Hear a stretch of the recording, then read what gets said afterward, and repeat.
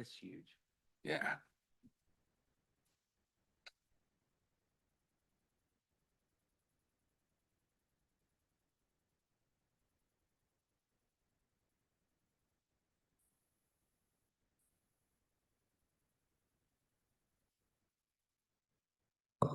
Good morning. It is Thursday, May 21st, 9:30 a.m. I'll call to order a meeting of the Jefferson County Commission. It is our tradition that we start with God and country. For morning prayer, I'd like to ask everyone to please observe a moment of silence.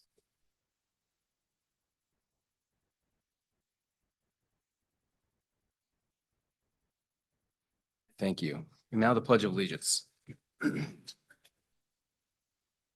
I pledge allegiance to the flag of the United States of America and to the republic for which it stands, one nation, under God, indivisible, with liberty and justice for all. Now the West Virginia pledge, which is located in your packet. I pledge allegiance to the flag of West Virginia, which serves as a constant reminder that mountaineers are always free, which stands as a symbol of her majestic mountains, fertile forests, rich veins of coal, and the pride of her people.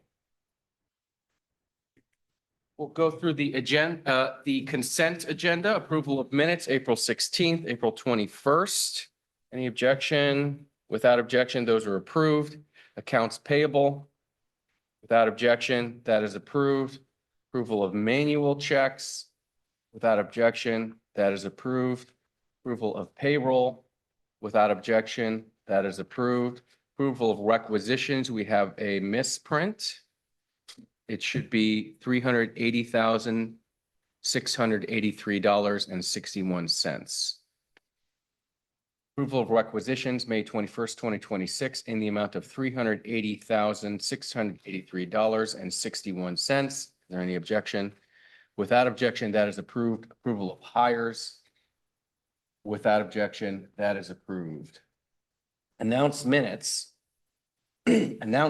draft minutes are included in the meeting packet. Draft meeting minutes are often also available separately online. Both are on our website. The spending that we just approved through consent, that is available on a daily basis. We update a website called West Virginia Checkbook. That's wvcheckbook.gov. So if you'd like to see any of that, that's actually syncing on a daily basis. It's 100% transparent and you can look it up anytime. There's also a tutorial on how to use the site at that website. Any changes to the agenda, County Administrator? No, sir. Okay, we're going to proceed to public comment. The way we do public comment is 3 minutes a person, up to 15 minutes total, and then we'll reserve the rest for the end of the meeting. Just a reminder that the agenda is set by the president of the commission, including agenda item 16. That means if you have any comments about it, please direct your comments to elected officials, not to county staff. So, public comment. Do we have anybody signed up? Yes, Ms. Stroud. Excellent. Come on up. A regular, you know the rules, but I'll tap this as a friendly reminder with 10 seconds to go on the 3 minutes. And please, whenever you're ready, the floor is yours, ma'am. Okay. Is this on? Yes, Yeah, ma'am. yes. Okay. All right. Since this is not listed on the agenda, I will reference page 173 in the public packet posted online as my reference point for public comments. My comments will be broken down into 3 parts: budget, justification, and morale. So here goes. Budget, flat budget, my foot. Excuse me. Is this $40,000 raise budget neutral? I doubt it. But there is no budget revision associated with the agenda item, which is odd given how late in the fiscal year we are. And for some reason, the county is not doing the popular business accounting technique of kicking big budget items down the road into the next fiscal year. Instead, the raise looks to go into effect the next pay period, which seems to have a whiff of, I want my more money and I want it now, which is not a good look. Justification. Has the county recently hired a new county administrator with decades of experience? No. Has a consulting firm completed a compensation study looking at the county's salary structure? No. Has the county administrator's job description recently been rewritten to include additional duties? No. Did the county administrator recently serve in an interim position plus her regular duties? Yes. But those salary bumps are temporary in nature and the interim position has been filled. Has the county administrator recently obtained a college degree or completed a certification? No. Given all the negative responses, I'm looking forward to the justification for giving the county administrator right at a 29.4% raise. Morale. There was talk during the FY27 budget discussions that departments worked hard to keep their budgets flat again, and as a reward, employees would receive a raise. Off the top of my head, I think it was around 5% in total for a COLA and a merit. If I was an employee of the county, I wouldn't be peeved or miffed, but actually angry that I'm getting a 5% while my boss's boss is getting 29.4% for no known reason. When directors come before this commission in FY27 asking for funds to cover X, Y, or Z, and you tell them no because they don't have the funds, they and their direct reports are going to remember this raise. Thank you. First on our agenda is our county assessor, Angie Banks. That's on pages 42 through 48. We're going to proceed with exonerations. And is Ms. Banks here?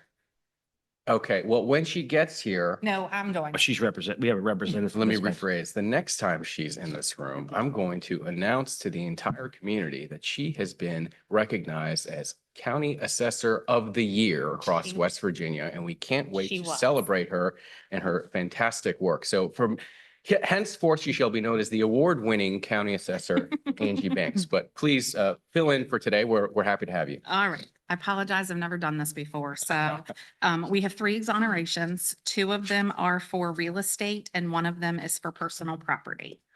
Do you have any questions about those? Any questions from the commission? If not, I would like to hear a motion to approve. So move. Is there a second? Okay.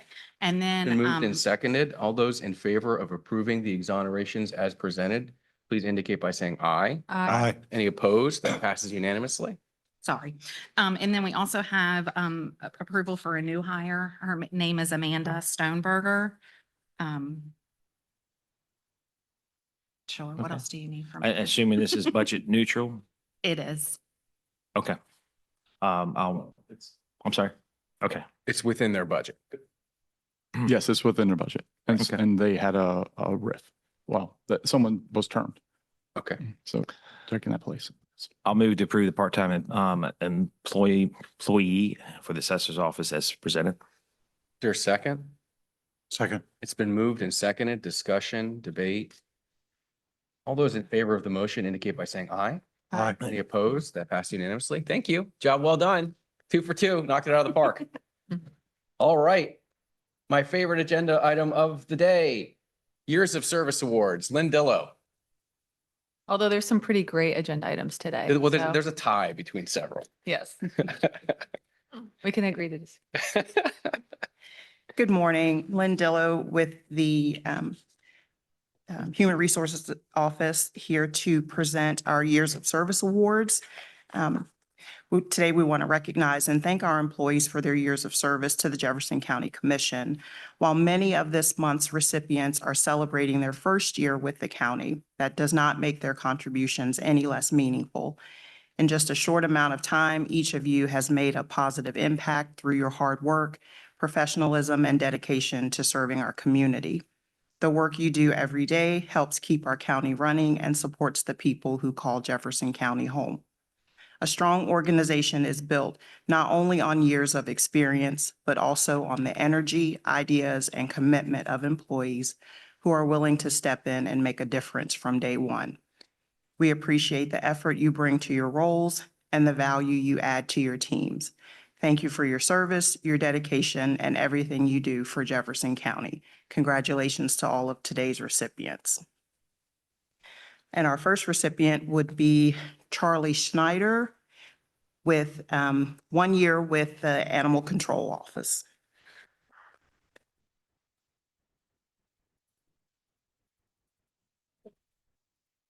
Charlie, could you stay up here? We want to recognize you. Thank you. Promise we won't pay your pepper spray. Did you hear Mike? She did. Our next recipient is Natalie Banks Perkins with 1 year with the ESA and ambulance fee department. All right.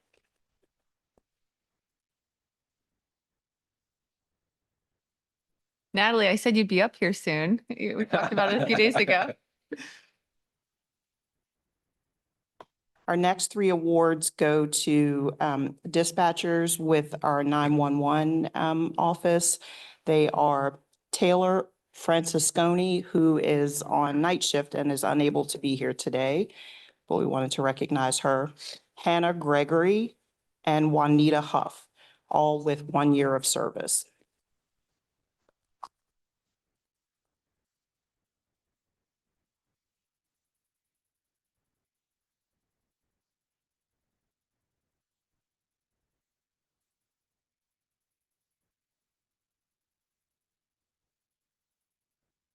Our next award is to Brian McKinney with 1 year of service with the IT department.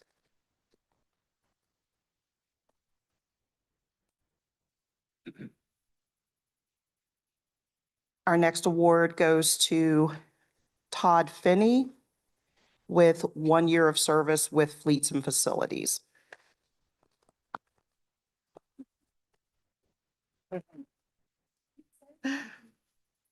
And our last award goes to Megan Height with 5 years of service with the assessor's office. All right. Let's go down, grab a photo.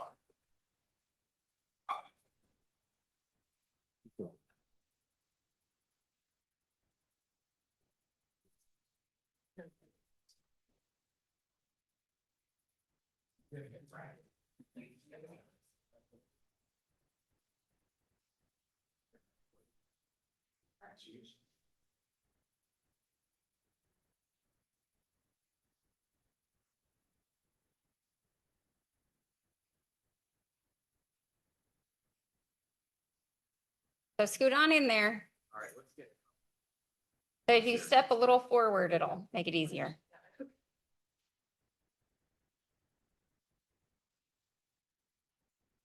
All right, everybody right here. 1, 2, 3. Perfect.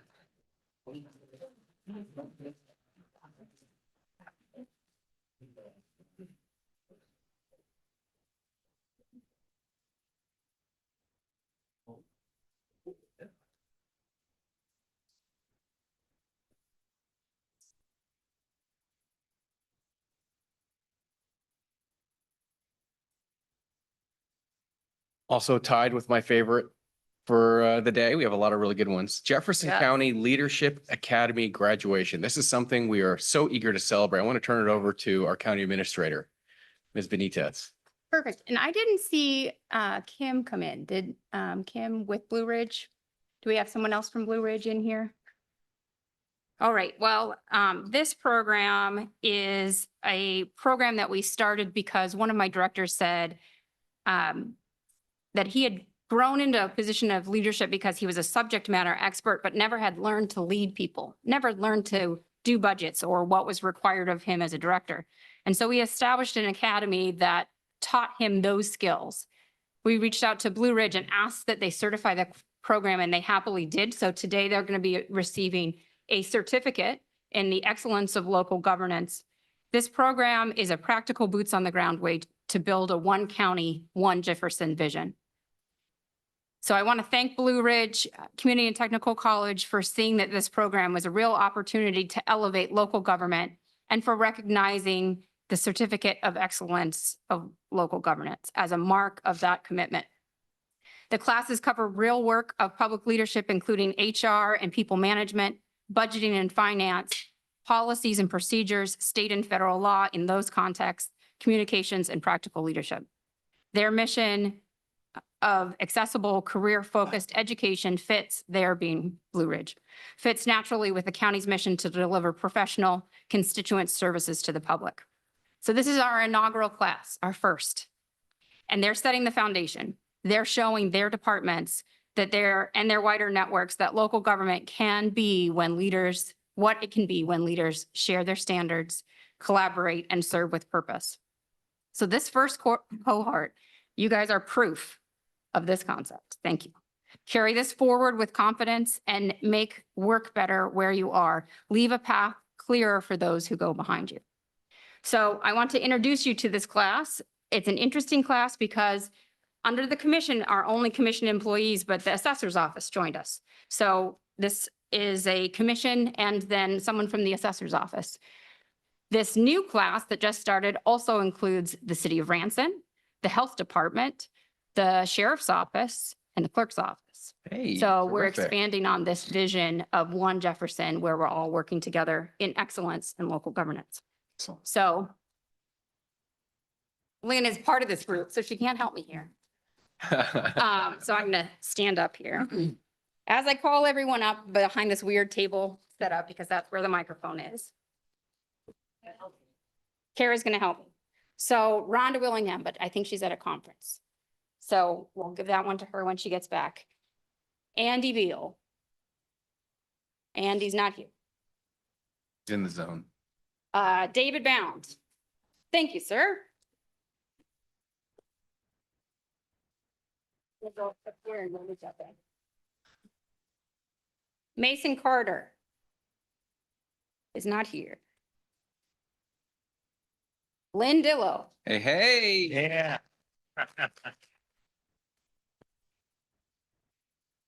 Roger Goodwin, who is out today. Jessica Gormans. Right.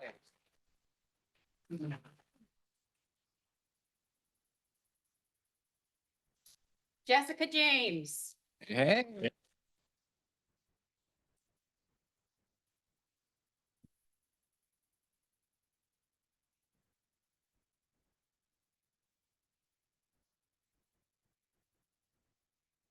David Kling.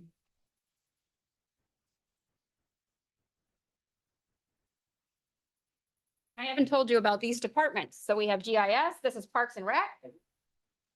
We have County Administration, County Administration, County Administration. Laura Kuhn, who's the Director of Fleet and Facilities.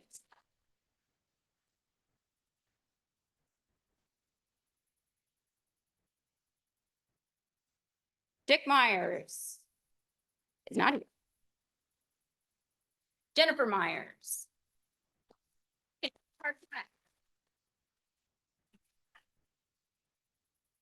As Jennifer comes up, so this counts for almost 2 continuing education credits. Thank you.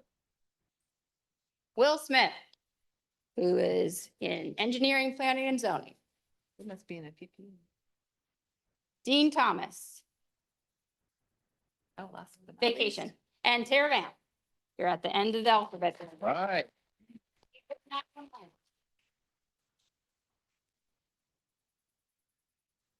So what we did, thank you, is we made pins to signify, and they're just the county crest. And they signify that these are the leaders of the county. So as you see this, that these are the only ones we have. And these people have gone through the program and have committed themselves to providing excellence of local government. You guys can come down. Oh, that's great.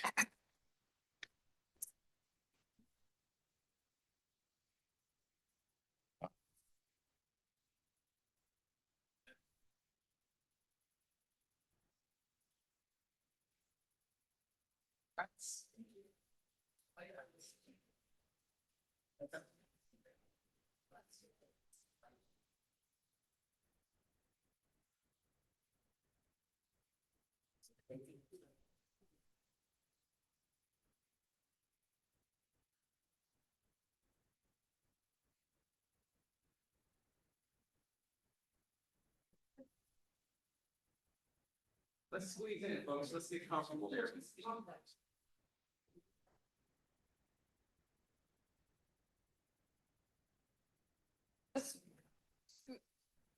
I think this might be good now. Hey, you move over.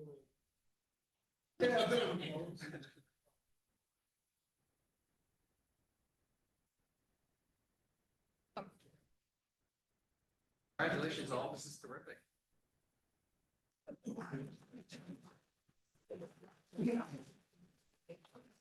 Thank you, thank you.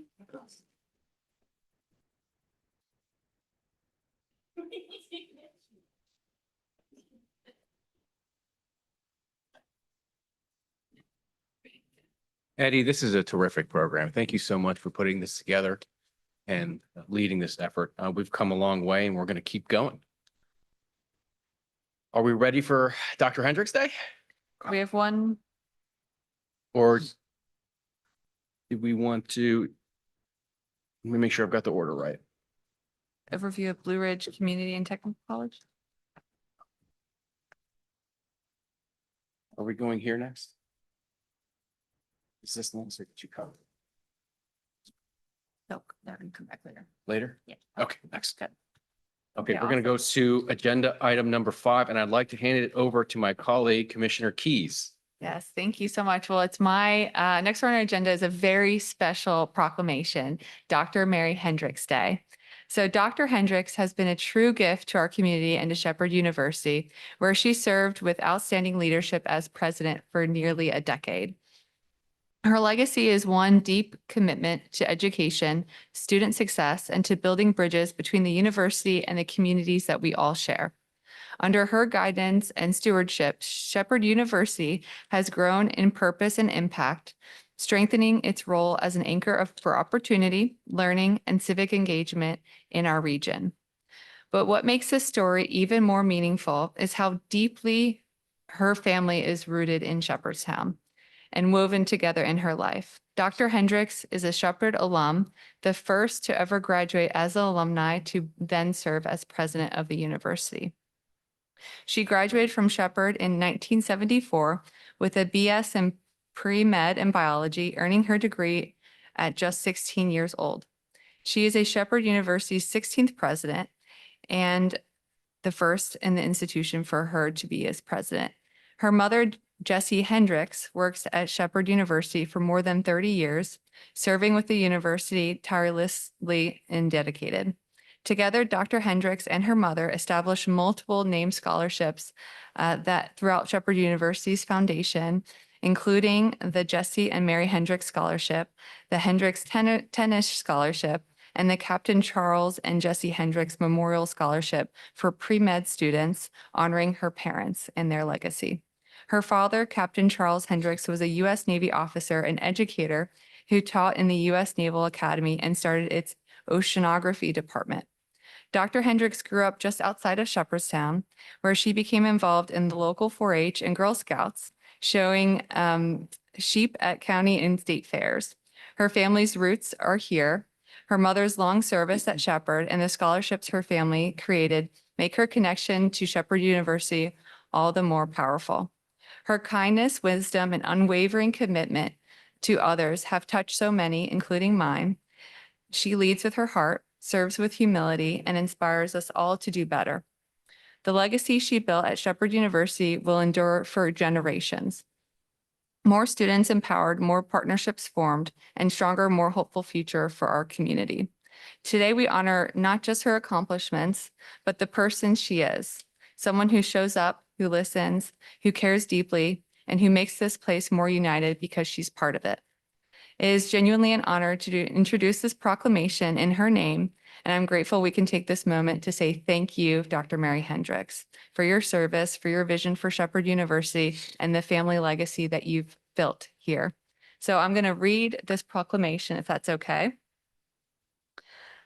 A proclamation honoring Dr. Mary J.C. Hendricks and designating May 5th, 2026 as Dr. Mary Hendricks Day.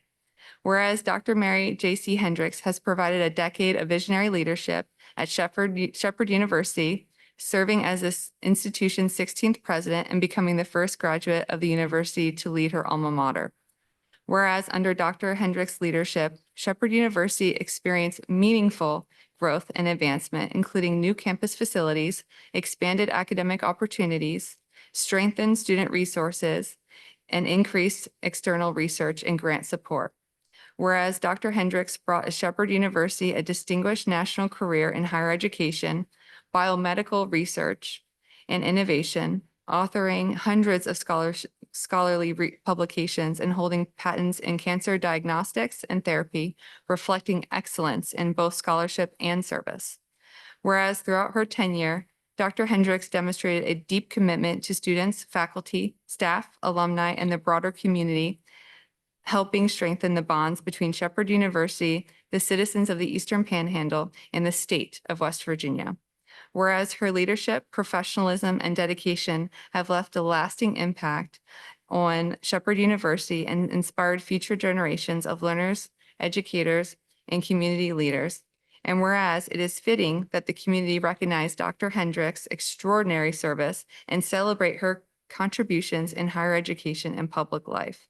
Now therefore it be proclaimed that Jefferson County Commission designates this day as Dr. Mary Hendricks Day, May 5th, 2026, and encourages all residents to join in recognizing and honoring Dr. Hendricks for her years of distinguished leadership, service, and commitment to excellence. So I'd like to make a motion that we accept this proclamation as presented. Second. All It's right. been moved and seconded. All those in favor of the motion indicate by saying aye. Aye. That passes unanimously. And Dr. Hendricks, we'd like to honor you with a photo. And if you could all join me in congratulating Dr. Hendricks and an incredible career and for Dr. Hendricks Day. Yes.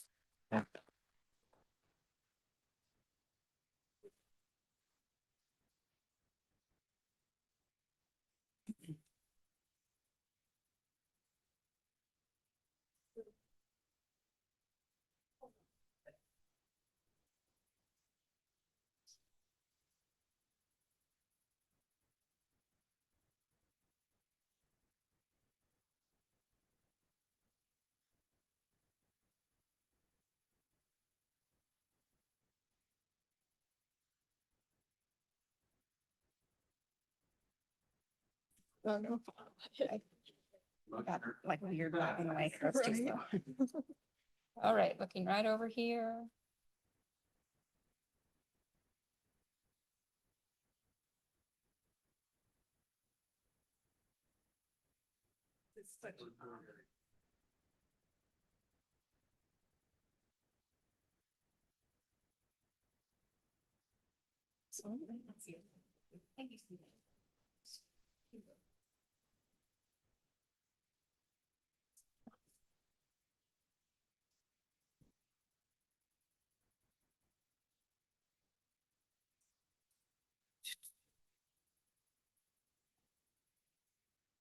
Did you write that little speech up yourself? Yeah.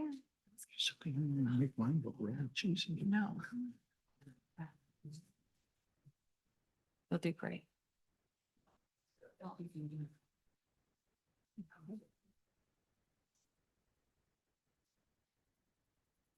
Oh.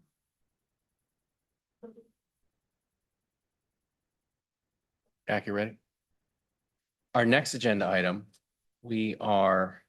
I'm going to turn it over to Captain Commissioner. Commissioner Hepstay. The floor is yours, sir. Thank you very much. I'm going to read a proclamation honoring Dr. Terrence Reedy and designating May 15th, 2026 as Dr. Terrence Reedy Day. Whereas Dr. Terrence Reedy has dedicated his professional life to advancing health, healing, and public service through a distinguished career in medicine and community health. And whereas Dr. Reedy graduated from the University of North Carolina at Chapel Hill in 1975, earned his medical degree from Loyola University Chicago Stritch School of Medicine in 1978, completed specialty training in internal medicine, hematology, and oncology in Memphis, Tennessee, and later earned a Master of Public Health degree from Johns Hopkins University. And whereas Dr. Reedy brought his expertise to the U.S. Department of Veterans Affairs facility in Martinsburg, West Virginia, and went on to serve for more than 20 years with Shenandoah Community Health, where he was named medical director. And whereas he continued his service with WVU Medicine at Berkeley Medical Center, providing care in internal medicine, hematology, and oncology. And whereas Dr. Reedy was appointed Health Officer of Berkeley Morgan Health Department in 2017 and became Health Officer for Jefferson County in 2020, where he provided steady leadership during a critical period for public health. And whereas during his tenure in Jefferson County, Dr. Reedy established the hepatitis C program, worked diligently to expand the QRT and harm reduction program, and served as an active member of the local emergency planning commission, strengthening health outcomes and community preparedness. And whereas the residents of Jefferson County are grateful for Dr. Reedy's compassion, professionalism, and commitment to public service, and wish him the very best in his retirement. Now, therefore, be it proclaimed that the Jefferson County Commission hereby declares May 15th, 2026 as Dr. Terrence Reedy Day in Jefferson County, West Virginia, and encourages all residents to recognize and celebrate his lasting contribution to the health and well-being of the community. And I would make a motion that we approve this unanimously. Second. Been moved and seconded. All those in favor of the motion honoring Dr. Reedy indicate by saying aye. Aye. That passes unanimously. He had I just want to add a note, he had a very nice going away luncheon last Friday. Wonderful. And he seems to be pretty happy with looking at the next page of adventures. So I think he's planning a trip to Greece. Oh, So that's really cool. He's a great guy. I serve with him on 2 boards, and he's just absolutely fabulous person. I'm sorry to see him go. So well, that's wonderful. We wish him well, and we express our gratitude for his many years of service. Thank you so much, Captain Commissioner. Moving forward with our agenda, we have another proclamation, and if we could invite Chief Gorham to come on up to discuss Jefferson County Emergency Medical Services Week. We are on pages 58 through 60. Chief Gorham. Good morning. Good morning.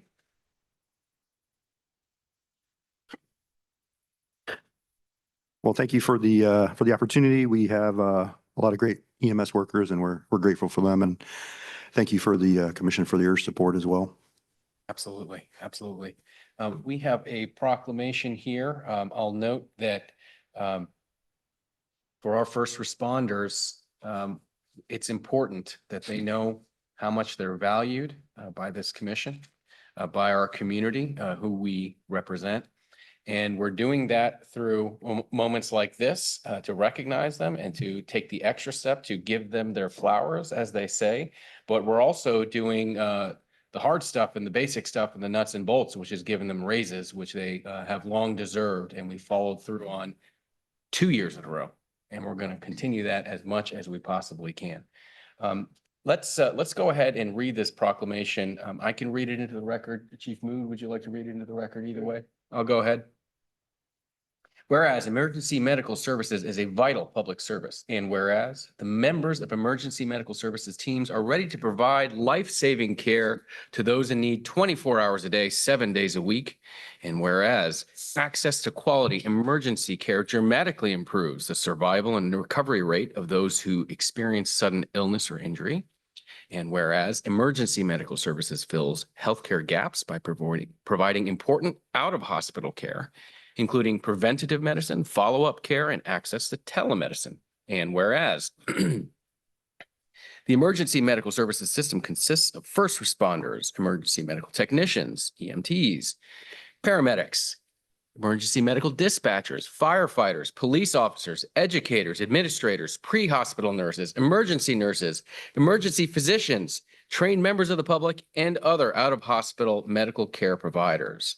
And whereas the members of emergency medical services teams, whether career or volunteer, engage in thousands of hours of specialized training and continuing education to enhance their life-saving skills. And whereas it is appropriate to recognize the value and the accomplishments of emergency medical services providers by designating the Emergency Medical Services Week. Now therefore be it resolved that the Jefferson County Commission do hereby proclaim the week of May 17th through May 23rd, 2026 as National Emergency Medical Services Week. We call upon all government agencies, fire, life safety, and healthcare organizations, communications media, and the people of Jefferson County, West Virginia to observe this week with the appropriate ceremonies and activities. Chair moves to approve this proclamation designating the week of May 17th to 23rd as Emergency Medical Services Week. Is there a second? It's been seconded by Chief Mood. All those in favor of the motion indicate by saying aye. Aye. That passes unanimously. Wonderful. Thank you, Chief Gorham. Thank you. Let's take a picture with the chief.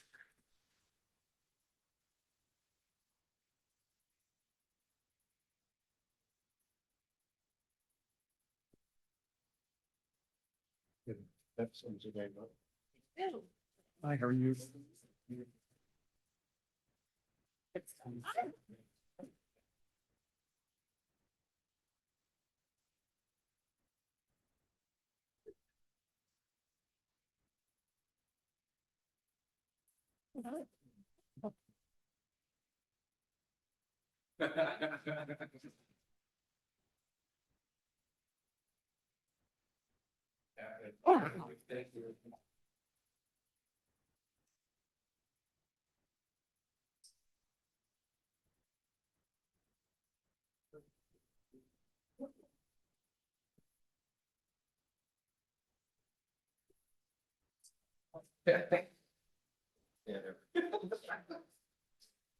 God bless you. Okay.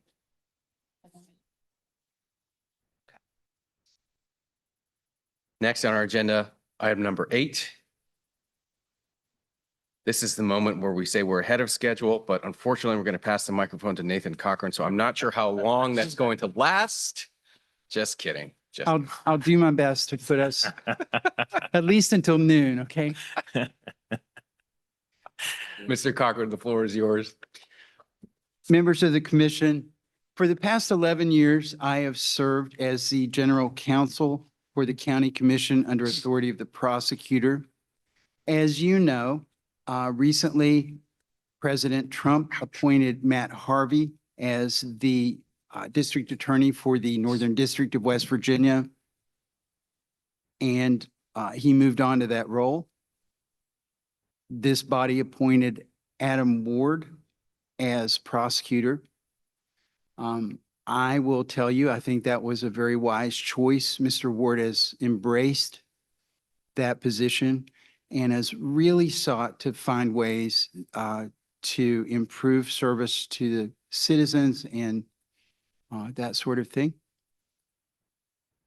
As part of his dealing with the office, he has reorganized the office a bit, and he has appointed me as the chief deputy prosecutor.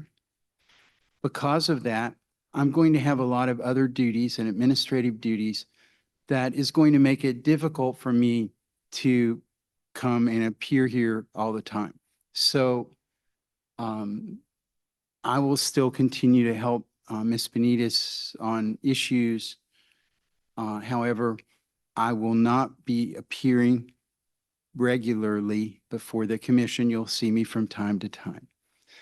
And as part of that organization, Mr. Ward has made Mr. Grow the chief of the and the head of the civil division. And so Mr. Grow was gracious enough, as you will recall, to serve as the actual prosecutor in the interim between Mr. Harvey and Mr. Ward. He is the prosecutor in our office that has the longest service in our office as an attorney, I believe. Alas, I'm still older, but he has a lot of experience in a lot of different areas. He will serve you well. And I just wanted to appear today to advise you of the change, to introduce Mr. Grow, though he needs no introduction. And most important, to thank you for allowing me to serve as the General Counsel for the County Commission over the past 11 years. It's been a pleasure, and I really appreciate your allowing me to have that role. Thank you, sir. There will be pomp and circumstance at a different meeting. We're not going to do that today because I believe the official transition to the chief deputy position is in July or something to that effect. We'll see. We're just transitioning. We'll sort that out. But we had some pomp and circumstance earlier today. For you, we were reserving that for a later meeting. Thank you for advising us on this transition now. And I have a few comments. We'll have lengthy speeches at that appropriate time, but Mr. Grow has served ably. We welcome you, sir, back to our meetings. And I heard a lot of humility in your speech, your comments, Mr. Cochran. I would just note that this is a promotion for you, Mr. Grow. Congratulations to you both. This is excellent. We're very proud and grateful. I'd also note that we work very closely with the prosecuting attorney in Jefferson County. There are constitutional requirements for the prosecuting attorney and the commission to work together, but we work together much more than that. These two offices have had an amicable relationship, a collaboration for years. I'm so grateful to see that continue.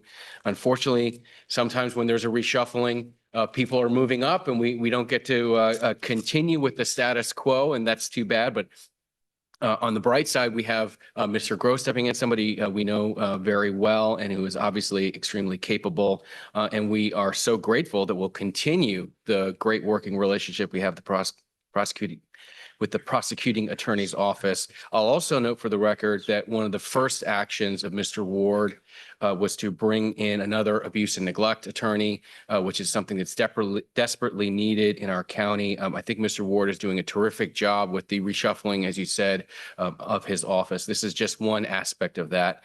And other comments from the commission? I'd just like to congratulate you on your promotion. I was serving in the planning commission when you first came here, and it's been an honor to hear all your legal spills and our advice that you gave us over the years. It was well received. And for the record, I like to say your farewell speech is the shortest speech I've ever heard in 11 years. But thank you. I also would like to congratulate you on moving up there. You've done amazing work for us over the years. I know Mr. Grow can probably keep us on the same time schedule as you have. I've had several conversations with him, but a very skilled attorney as well. So I think we're in great hands and greatly appreciate seeing people stepping up in the county. Yeah, I'd just like to say that worked with you on the planning commission and since I've been on the county commission, thank you very much for your service.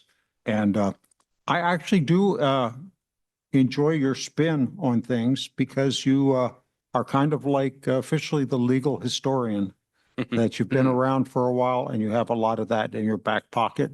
And I always appreciate that because you could pull on things as they were done before. So thanks for the great advice. An honor serving with you, and you are a well-respected attorney. So I just thank you for all your decades of work in the county, both with us and privately. So thank you. And be careful because we are going to do pomp and circumstance later. So just get ready. I think that I'm sick that day. And thank you. And I have greatly enjoyed you as a group of commissioners have been a lot of fun, and I really appreciate the opportunity to serve. Thank you so much. Thank you, Mr. Cochran. We're going to move along with our agenda and noting again that we will have a ceremony and a congratulations at a different meeting. But next, we have to go through county business, and we are so happy to have Nikki Painter representing the county clerk's office. We are on pages 61 through 72 of your agenda. Ms. Painter. Busy couple of weeks. How you doing? I'm still here. I'm still Okay. here. slowly recovering. Good, good. So we have a couple items on the agenda. We'll start with probate. So you will need to convene as the fiduciary review board. So moved. Second. All those in favor of convening as a fiduciary review board indicate by saying aye. Aye. Any opposed? That passes unanimously. Please proceed. Okay, the first item is just the monthly review of new estates, accountings, and waivers of final settlements that have been received since April of 2026. Move to approve the waivers as presented. Second. There's been a motion and second. Any discussion? All those in favor of the motion indicate by saying aye. Aye. Any opposed? That passes unanimously. Okay, the second order of business is we have the request of two administrators for the estates of Jean Marie Robinson and Wendy Lee Campbell to be reopened as additional assets have been found from the estate and they were already closed, so they would need to be reopened so the estate could handle those new assets. I move to reopen as presented. Second. Been a motion and second. Any discussion?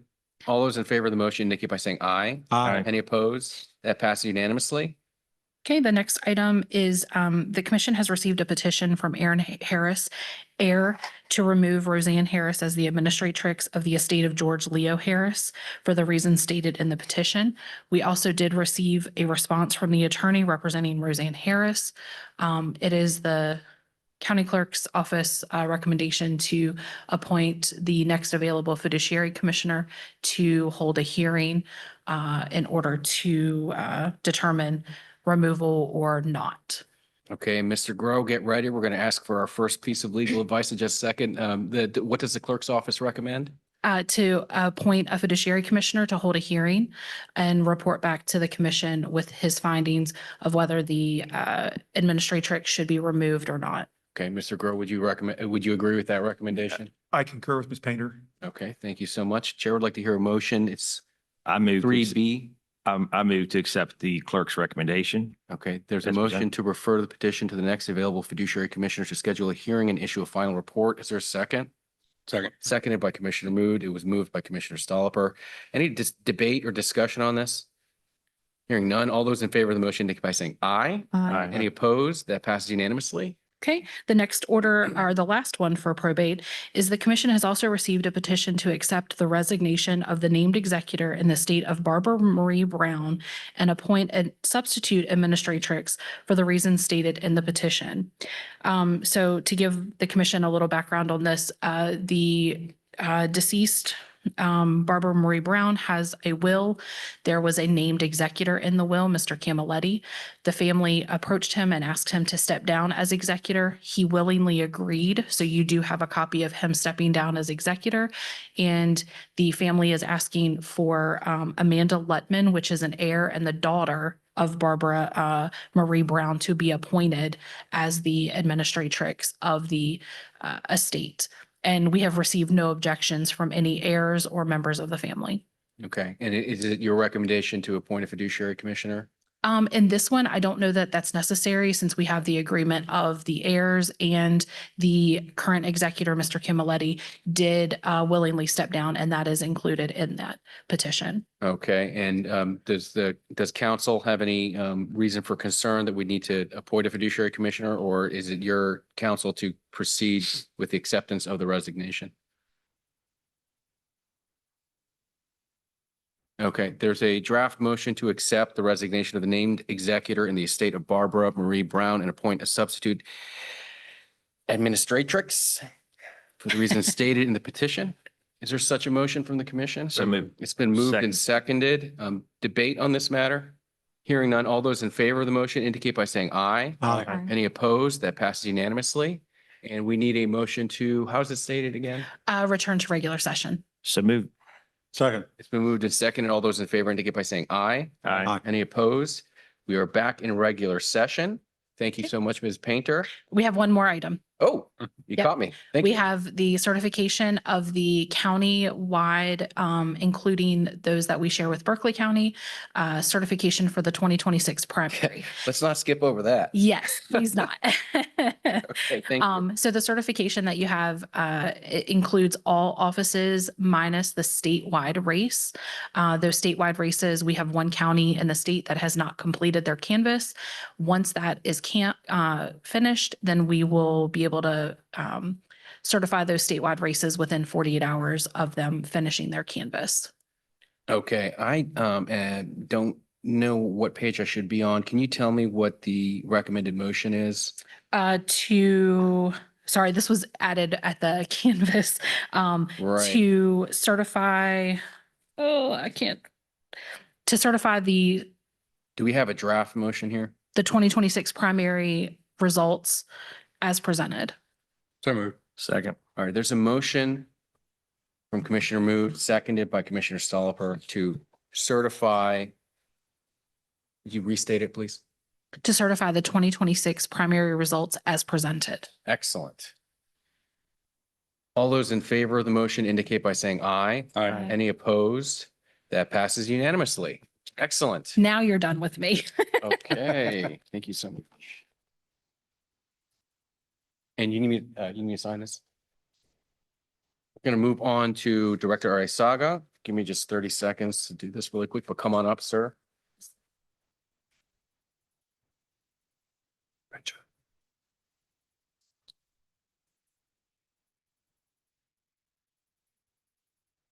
Blue is.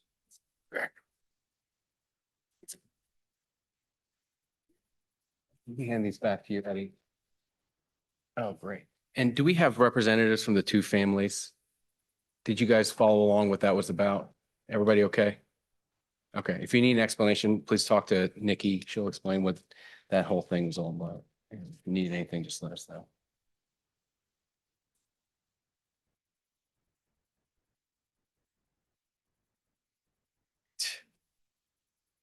All right, Director Arisaga, Good morning. good morning. We are on pages 73 through 109. Yes, sir. So I'm not gonna take too much of your time. Pretty much I'm here just to provide, get a request from the commission approval to award Securitas Technology the contract for the county surveillance modernization project. The project integrates all compatible existing camera systems, replaces outdated or unsupported hardware, and enhances security coverage across building 393, 330, also tying in the sheriff office and the ECC, Emergency Communications Center. The modernization aligns with the phase construction approach for 393 and 330, ensures continuous coverage as the areas come online. The project is primarily funded through their fiscal year 24 Homeland Security Grant Program, with the county providing the required match, and will significantly improve the situational awareness, emergency response capabilities, and long-term operational resilience. Excellent work. And could you tell us more about the grant and the match? Maybe you or Kayla, either way. So this one was we were awarded 145,000 through the Homeland Security Grant Program. There was no match requirement for this grant, so I think, did you mention how much? It was, the total was 148,000, the winning bid, for the vendor. So the IT department is just gonna cover the difference from that. We made sure that we have the money in there to be able to do that, which is, pretty much $3,326. But this will modernize and create a centralized, security platform where it's tying in all of the buildings under one umbrella, and we'll be able to monitor the whole county under one area. Obviously, we will not be modernizing the old campuses as they will be coming offline pretty soon. So we're just going to be concentrating on the 393, 330 Sheriff Office and the ECC. That's government efficiency. And I have to say that 145,000 coming in from outside the county with just topping it off with 3K from our budget. That's fiscally conservative. Job well done. Thank you. Questions from the commission? Is there a motion? Chair would like to hear a motion to, do you need a motion? I don't think you do. I'm sorry, sir. Spending, I think the 3K is already done, right? Yeah, the 3,326. Okay. Is that already authorized, or do you need a motion for that? I already have the cost to be able to be covered. We already put it aside in our budget. Okay. Excellent. So all that's needed is just approval of the contract. Oh, you need to approve the contract? Okay, So great. the Chair would funds like to are hear, already secured. We just need to have the contract approved. Chair would like to hear a motion to approve the contract as presented. So moved. Been moved by Commissioner Stolper, seconded by Commissioner Keys. Debate, discussion? Hearing none, all those in favor of the motion indicate by saying aye. Aye. Any opposed? That passes unanimously. Job well done. Thank you. Thank you. Have a good morning. Speeding along, Director Kuhn, Director of Fleet and Facilities, page 110. We recommend that we move that to the end of the agenda when you consider items in executive session. Excellent. Do we have someone from Sheriff's Office? No. Good morning, Commissioners. Good morning. Good Thank you morning. for being here. Super easy, the grant for the pup control for $5,000, just requiring a signature, sir. Excellent. We are on page 111, and as stated, this is pretty easy. Chair would like to hear a motion to approve the acceptance of the PUP Control Grant Award and authorize the president to sign the contract. So moved. It's been Second. moved and seconded. Moved by Commissioner Mood, seconded by Commissioner Stolper. All those in favor indicate by saying aye. Aye. Any opposed? That passes unanimously. Thank you. And you had to Thank come you all for the your way over. efficient presentation. Thank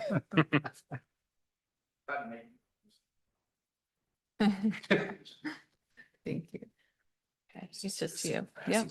He's got. Oh, and take a donut on your way out. Yes. Just keep moving along. Keep it. Say donuts and the police run. Oh, no, that's for you. You can take the whole box. Take it to your team. Excellent. Say Dry, all right. We have agenda item 13, Jefferson County Health Department, page 1. Oh, look at that. Right on cue. Fantastic.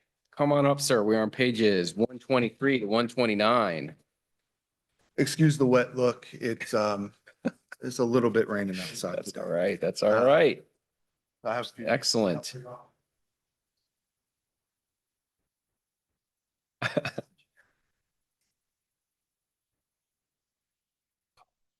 Thanks, sir.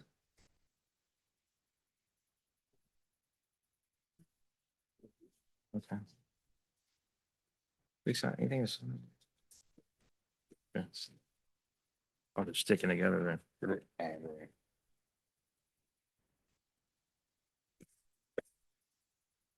Always bring extra, right? Thank you.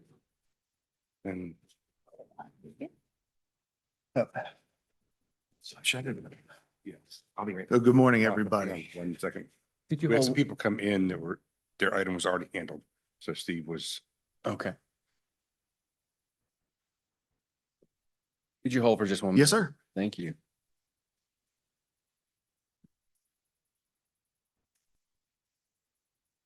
Soft a little bit.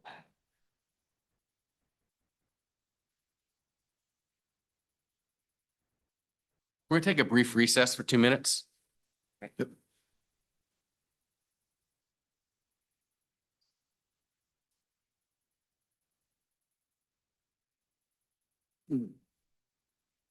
You know what I'm going to do when I get home.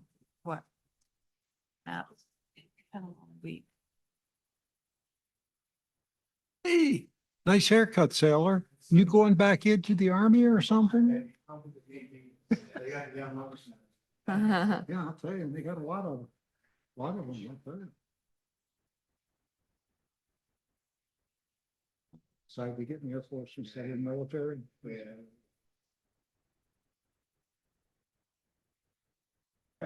Yeah, that's what.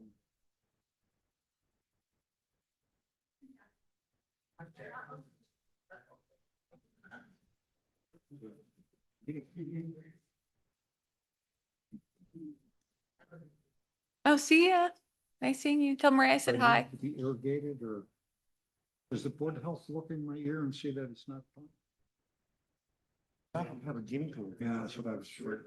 They are, lot of glaze on them. No, I'm a Medicare, so I haven't told my. Risky or not. You know what I mean? But they've been there.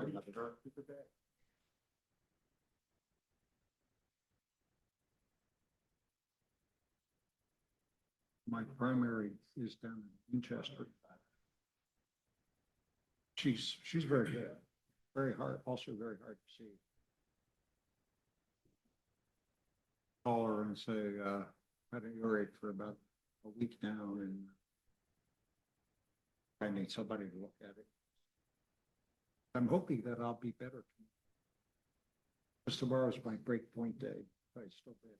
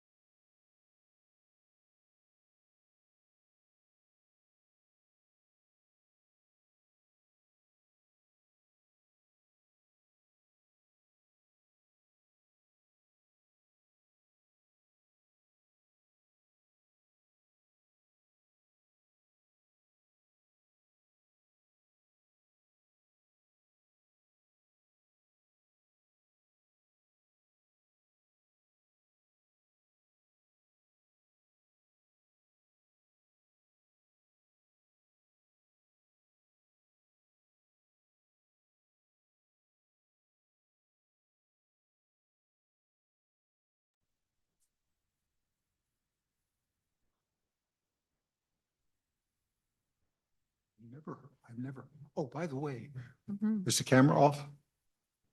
Everything's on. Are we on or off? We're live right now. Should we send out a missing persons report? Dave Tab wasn't here. Meeting after a brief recess. We have the Department of Health here and I'm eating a glazed donut. I don't know if that's acceptable right now during your presentation. It's a but- power biscuit. Oh, we'll call it your cheat day and we'll say it's good to go. Thank you, sir. So thank you for having me. The reason I'm here today is the Jefferson County Health Department has looked at their environmental health fees and have found that we need to do a slight increase in some of our fees or in our fees in general. And we have an explanation attached with this as to why we did a budget analysis cost compared to what we were earning. And unfortunately, this is one of the areas that is set in stone, mandated by the state that we have to do, right? We have to do our health inspections, our food inspections, any sewer complaint or septic complaint. So we brought it forth a couple of proposals to our Board of Health. They selected what we can call a hybrid cost increase, which is where we set certain fees at a set amount raise and the other by what would be considered I think a 20% raise, which in a lot of cases is only $2. We're not trying to increase a whole lot. We're just trying to make up a slight deficit.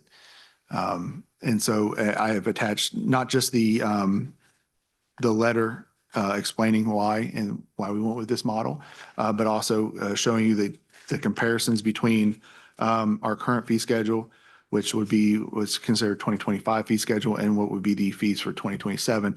A bed and breakfast fee would go up from $72 to $100. We're not talking huge increases here.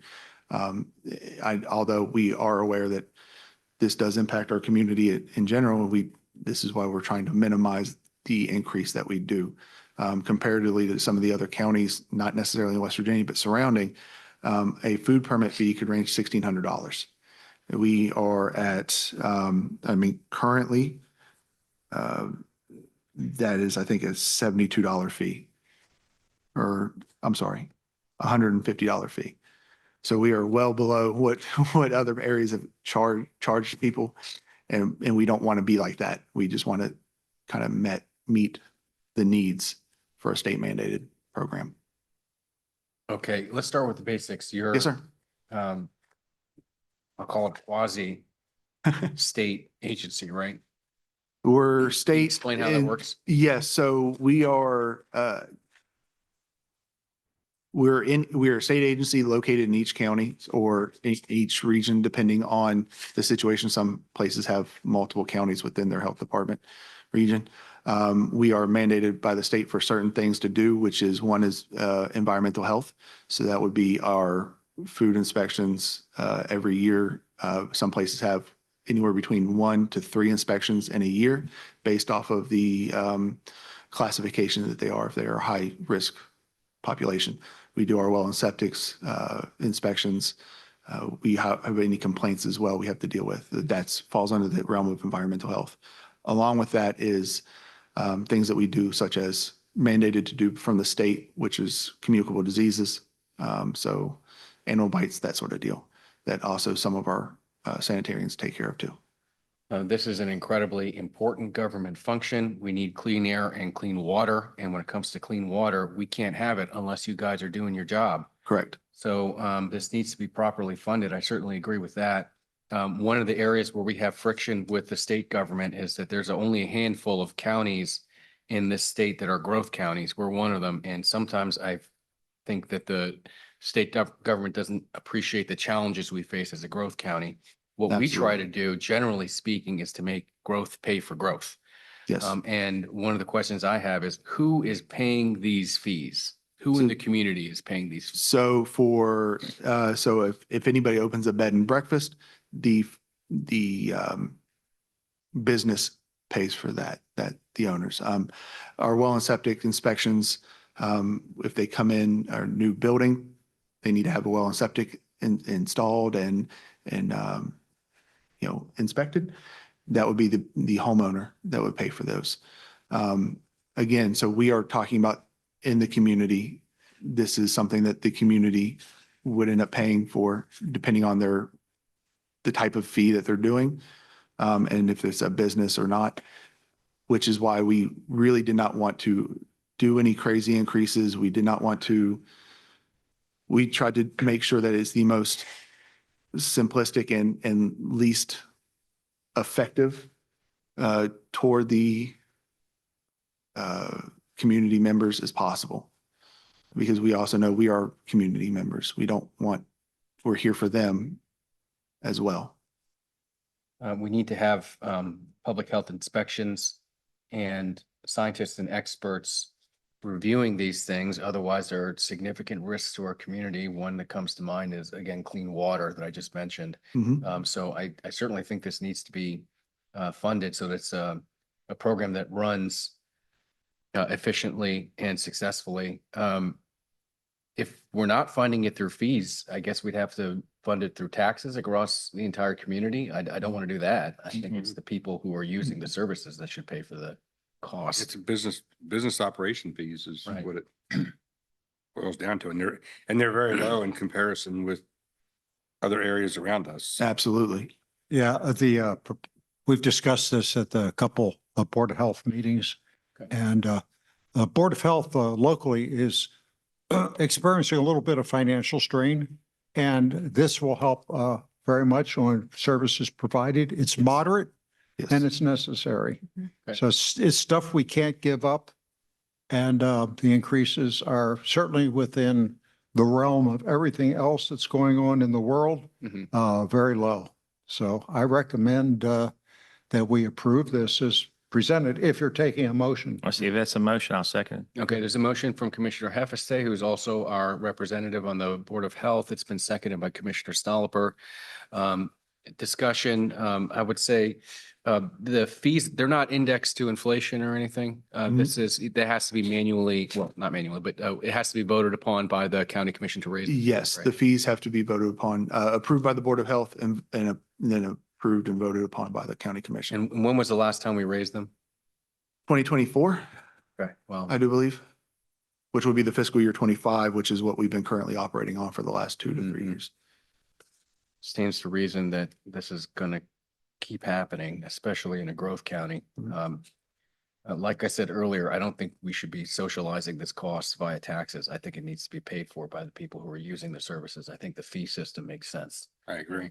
And I think the other thing to note too is this is for just for residential, it's for new well septic tests. There's no Yes. annual No. inspections that's incurred on our residents. This would only be for businesses that have health department regulations. Correct, And so that's per state code, correct? correct. Yeah, so it's not a burden on our residents.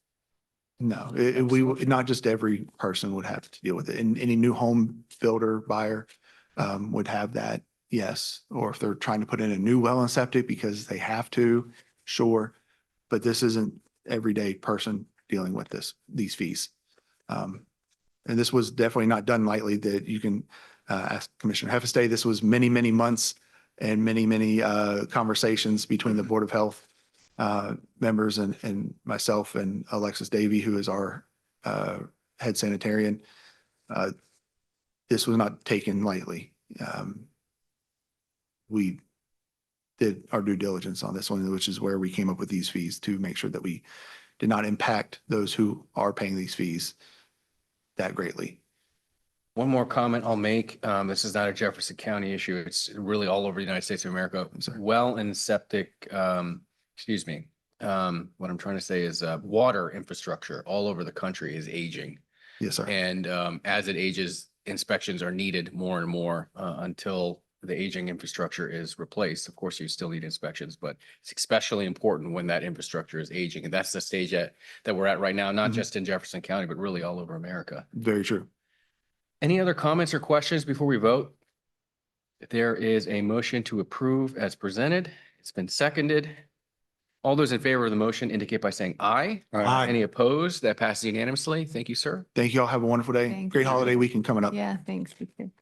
We're going to move to agenda item number 14. That's page 130. We need to make a change on one of our boards and commissions. Commissioner Keys. Yes, so you may not know, but I won a very contested race for the Republican Executive Committee. And with that, I have a schedule conflict. So I serve as the Commissioner Liaison for the Fire and Rescue Association. And I now have, which meets every first Tuesday of the month at the Independent Fire Hall. And so I was hoping that another commissioner could step forward and take my place so I can attend the Republican Executive Committee meetings moving forward. Anybody else can, what's the time of those meetings? Yes. First Tuesday of the month. First Tuesday. Evening meeting 7 to 8:30. 8:30, 9 o'clock. Okay. I have to babysit those nights. My wife is on the committee.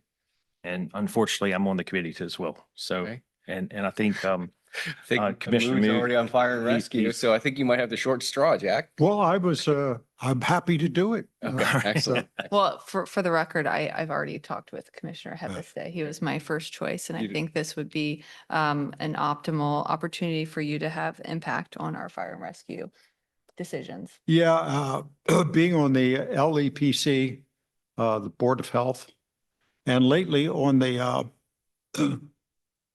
Parks and Rec, there's a lot of intertwining when emergencies occur. So this just expands the scope of what I'm doing already. Excellent. So I welcome it. So, but I'm sure they will hate losing you, but we'll make it up to you later and give you another board. Yeah. Thank you. Yes, happy to do it. Yeah, exactly. And so with that, the chair would like to hear a motion to appoint Commissioner Heffestay for the remainder of the 2026 calendar year effective 5/21/2026 to serve as the Commissioner Liaison for the Jefferson County Fire and Rescue Association. To move. Second, moved by Commissioner Mood, seconded by Commissioner Stolper. All those in favor of the motion indicate by saying aye. Aye. Any opposed? That's unanimous. Okay. Thank you very much. move forward. Mr. Bound, we are on pages 131 through 141. Commission ambulance fee exonerations. Yes, thank you, Commissioners. We have Jefferson County Commission staff's brought a list of exonerations totaling $30,209.50. A few of these are mismailings to some federal government properties. And think of like town of the Coast Guard and that was billed to the town of Harpers Ferry and things of that nature. So there was some cleanup due. Mhm. We're asking legal to take a look to see, can we assess a fee on a federal building? So that's to be considered, but the ones that are in front of you are mismailings, late fees to those properties. Okay, Chair would like to hear a motion to approve as presented. So moved. It's been moved by Commissioner Moon and seconded by Commissioner Stolper. Debate on this? Hearing none. All those in favor of the motion indicate by saying aye. Aye. Any opposed? That passes unanimously. Budget adjustments, Mr. Bound, 15.2. What page are we on? Let's see, I have internal budget, page 135, 136. 35. I see it. Yes. One number is different, Correct. right? Could you tell us about that? Sure, the JCESA would like to increase their, let me click through that. The maintenance grounds, we had that as 16,240 in the packet. We'd like to adjust that to 19,300 as it was originally for Right entry here. was, or a It's transfer highlighted was in made. yellow. Should be on your I give you a table drop this morning, but In second the page. packet and in the amended data, in Yes, both yeah. cases, it's the same number. So it's Yes, just still it's- neutral regardless, but it's just a different number. Yes, sir. Okay, got it. Anything else we need to know about the adjustments? They're all, No, we have two meetings this meeting and then June 4th to have departments balance their budgets before the end of the year. So you'll see another one next meeting, similar to this with a few items that are getting departments in line for the end of the year. But no, terrific. nothing major on these adjustments.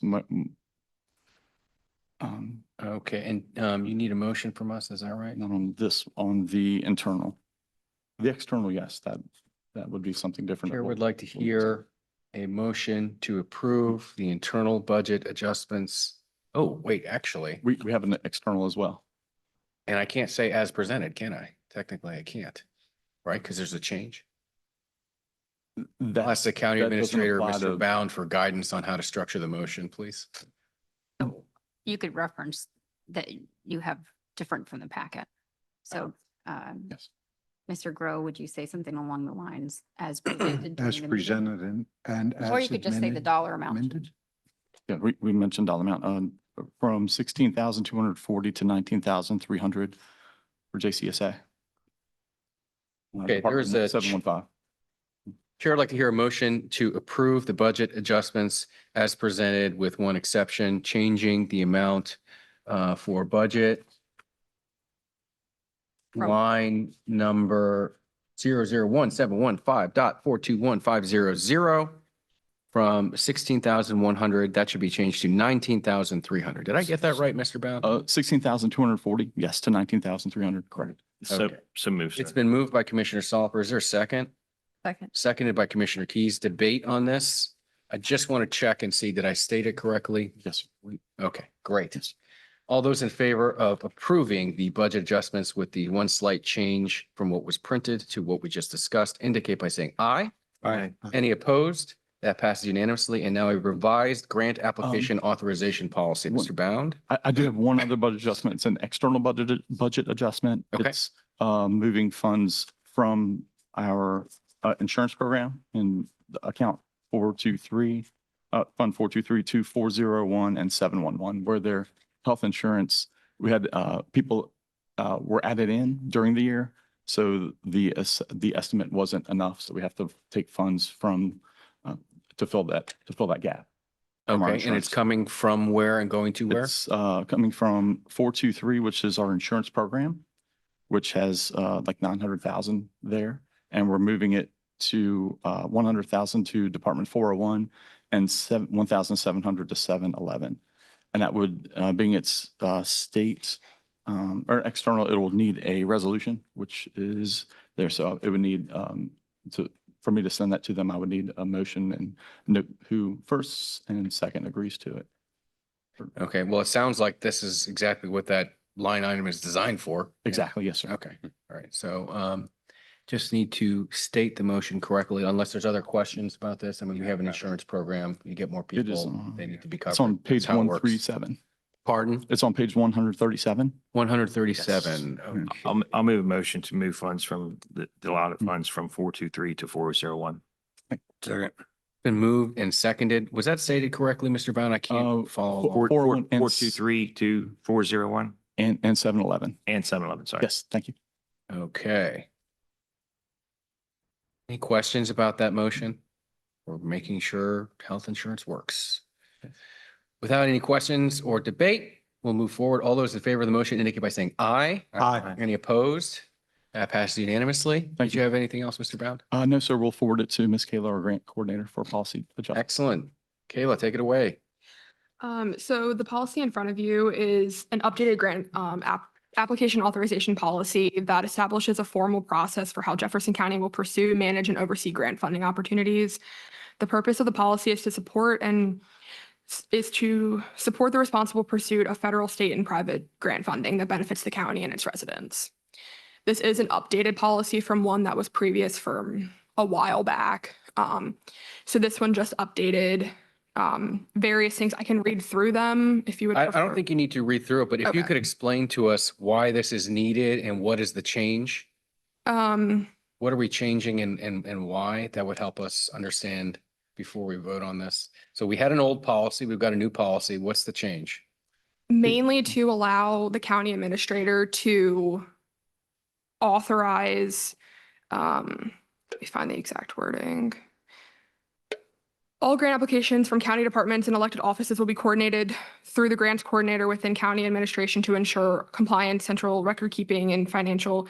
Every grant application must receive your approval, but this policy, at the direction of the county administrator, the grant coordinator can submit applications prior to formal commission approval due to the timeliness of applications. So like, for example, like we didn't have a meeting for a bit, so that would allow the county administrator to authorize the grant coordinator to apply. And then should the commission decline to support a grant application, it will be withdrawn. Got it. And Eddie, we might want you to weigh in on this. The question I asked, and your last name is pronounced Whetstone, is that right? Whetstone. The question I asked Ms. Whetstone is, what is the change in the policy and why are we making this change? This is for grants. This is basically because we've changed a lot of our processes. So the grant, it's 2012 when it was approved. So every individual department applied for its own grants. There was no tracking of those grants or so if there was changeover, it became really difficult to do the follow-up paperwork with the granting authority about the outcomes. Right. Now, And this did you changes- say, sorry to interrupt, but did you say the policy was written in the year 2012? Correct. So that's before we even had Ms. Whetstone in Wait. her position. Okay. Over a yeah, decade. decade before. Yeah. I get it now. So the purpose is that everything's now going through her. Right. That's number one. Number two, there are grants, especially mini grants that come up and very quickly. So how do we apply for them? How are we nimble enough to apply for them? And if I recall correctly, we are getting requests from the community to assist with NGOs and community applications for grants. And that's part of the reason that we need to do this. Is that right? This one's pretty specific to our departments Oh, this is for and us. to Got the electeds it's under our budgetary Mhm. control. So this allows us, and this follows what you may be thinking, Commissioner Majesty, is about we have a letter of support policy Oh, that we that's right. recently put forward that it wouldn't require going before the commission, that we could be faster in responding. This follows that policy. So Okay. there's a grant coming up. We've identified the source of funding. We're able to apply for it in between commission meetings. It then needs to be presented to you for approval at the next commission meeting. Should you decide not to go for it, which a lot of these that are happening very quickly are 100% match. So if you want to turn down 100% coverage by some other entity, I get it. But we can always pull out the application because there's a significant lag time between our application and the decision making within grants. Right, right. And you were saying that when you said 100%, you're referring to the outside agency pays 100%, the county pays 0%. Correct. Got it. And that was my only. And why walk away from that? Because Right. we don't have a meeting for 2 or 3 more weeks. Right, right, right. That It makes makes sense. a lot of sense because when we had different departments doing different things, nobody really knew, and a lot of times you may have duplicating efforts. Now that we've got somebody that's actually doing them for most of the departments, we're seeing more. She's focused on finding them. Absolutely correct. A lot of times grants will come up that are 100% grant and very short turnaround time, and not an opportunity to get to a commission meeting to do that. I think it's a great project that we've got, that we're doing that centrally in the county, very organized, and I think we're probably seeing more grant approvals because of that. And what I'll tell you is within this packet, as we go down to my agenda items, you'll see one grant that's a perfect example of this. So you're welcome to slap me on the hand, but the county's court security committee wanted to apply for a grant through the state that closed before this meeting, and it needed to be applied for. So I applied for it, and that's within the packet. So you can approve it, or I can go ahead and withdraw it. Finally, because this was written in 2012, that was even before we had our accounting system. So before departments were pulling funds from one account, overdrawing from another. And so now we say very clearly that the funds have to be deposited into its account 007 and 009. 9, 10, and 11. 9, Yeah. 10, 11. Well- And so those are put into that grant account, and then each department or office, the elected offices would then spend out of their own account and submit for reimbursement into their account. So very similar to the PUP grants that you heard about today. They go ahead and do spay and neutering, and then they seek reimbursement from the grant account to transfer into their professional services. The bottom line is this is streamlining government, and I'm all for it. And thank you. I completely agree. Yeah, I'll be voting in favor of this. And one request, at some time in the near future, no deadline, if you could keep track of all the new money that we're bringing in through these grants, I'd like to know that information.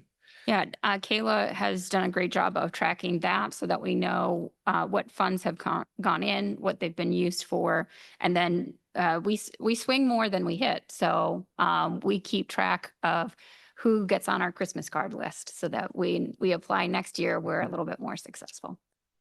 I'll also note I've been monitoring our relationship with Region 9. It's been dramatically enhanced now that Ms. Whetstone is on our team here. I think that's a relationship that we've repaired and is going very well now. So thank you. Another example of why this is a good program. Chair, I'd like to hear a motion. Do we So move. Second. It's been moved and seconded to do what? Where is this? Adopt the updated grant application authorization policy 317. Excellent. Further discussion from the commission? Any debate, any questions? All right, all those in favor of the motion indicate by saying aye. Aye. Any opposed? That passes unanimously. Job well done. Keep up the good work. All right, excellent. Moving forward, Jessica James, Chief Human Resources Officer. We are on pages 142 through 154.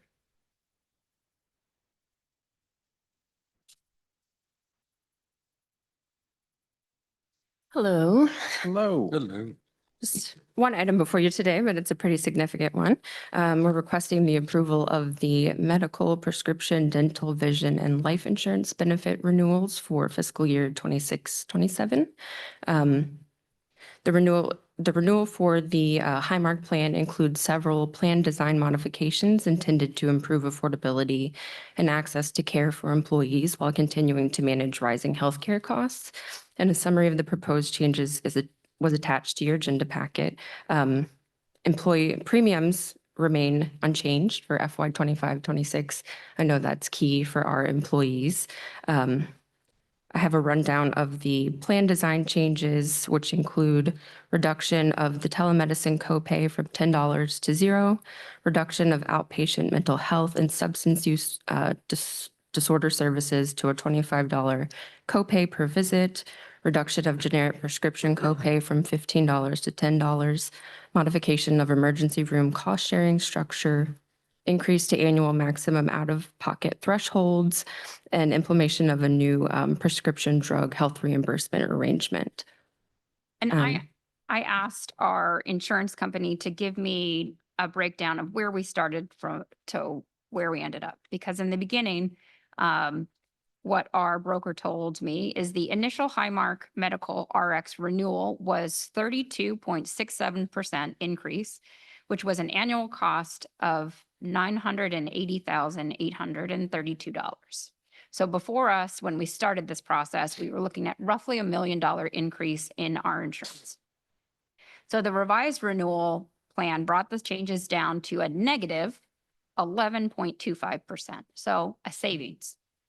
But we added, so we fixed some issues with regard to the prescription HRA liability. So it increased, so people get better response on their HRA. So it is just an increase of 0%. For dental, we started out with an 8.5% increase, but that was negotiated down to a 4.9% increase. So for employee, the total increase to their insurance plan will just be for dental, and monthly it will be about $1.12. That was from $1 million increase in the beginning. Comments, questions from the commission?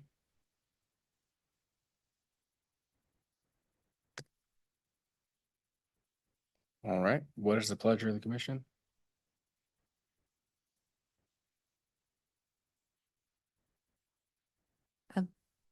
Staff is requesting approval of the FY 26-27 employee health insurance renewal through Highmark Blue Cross Blue Shield.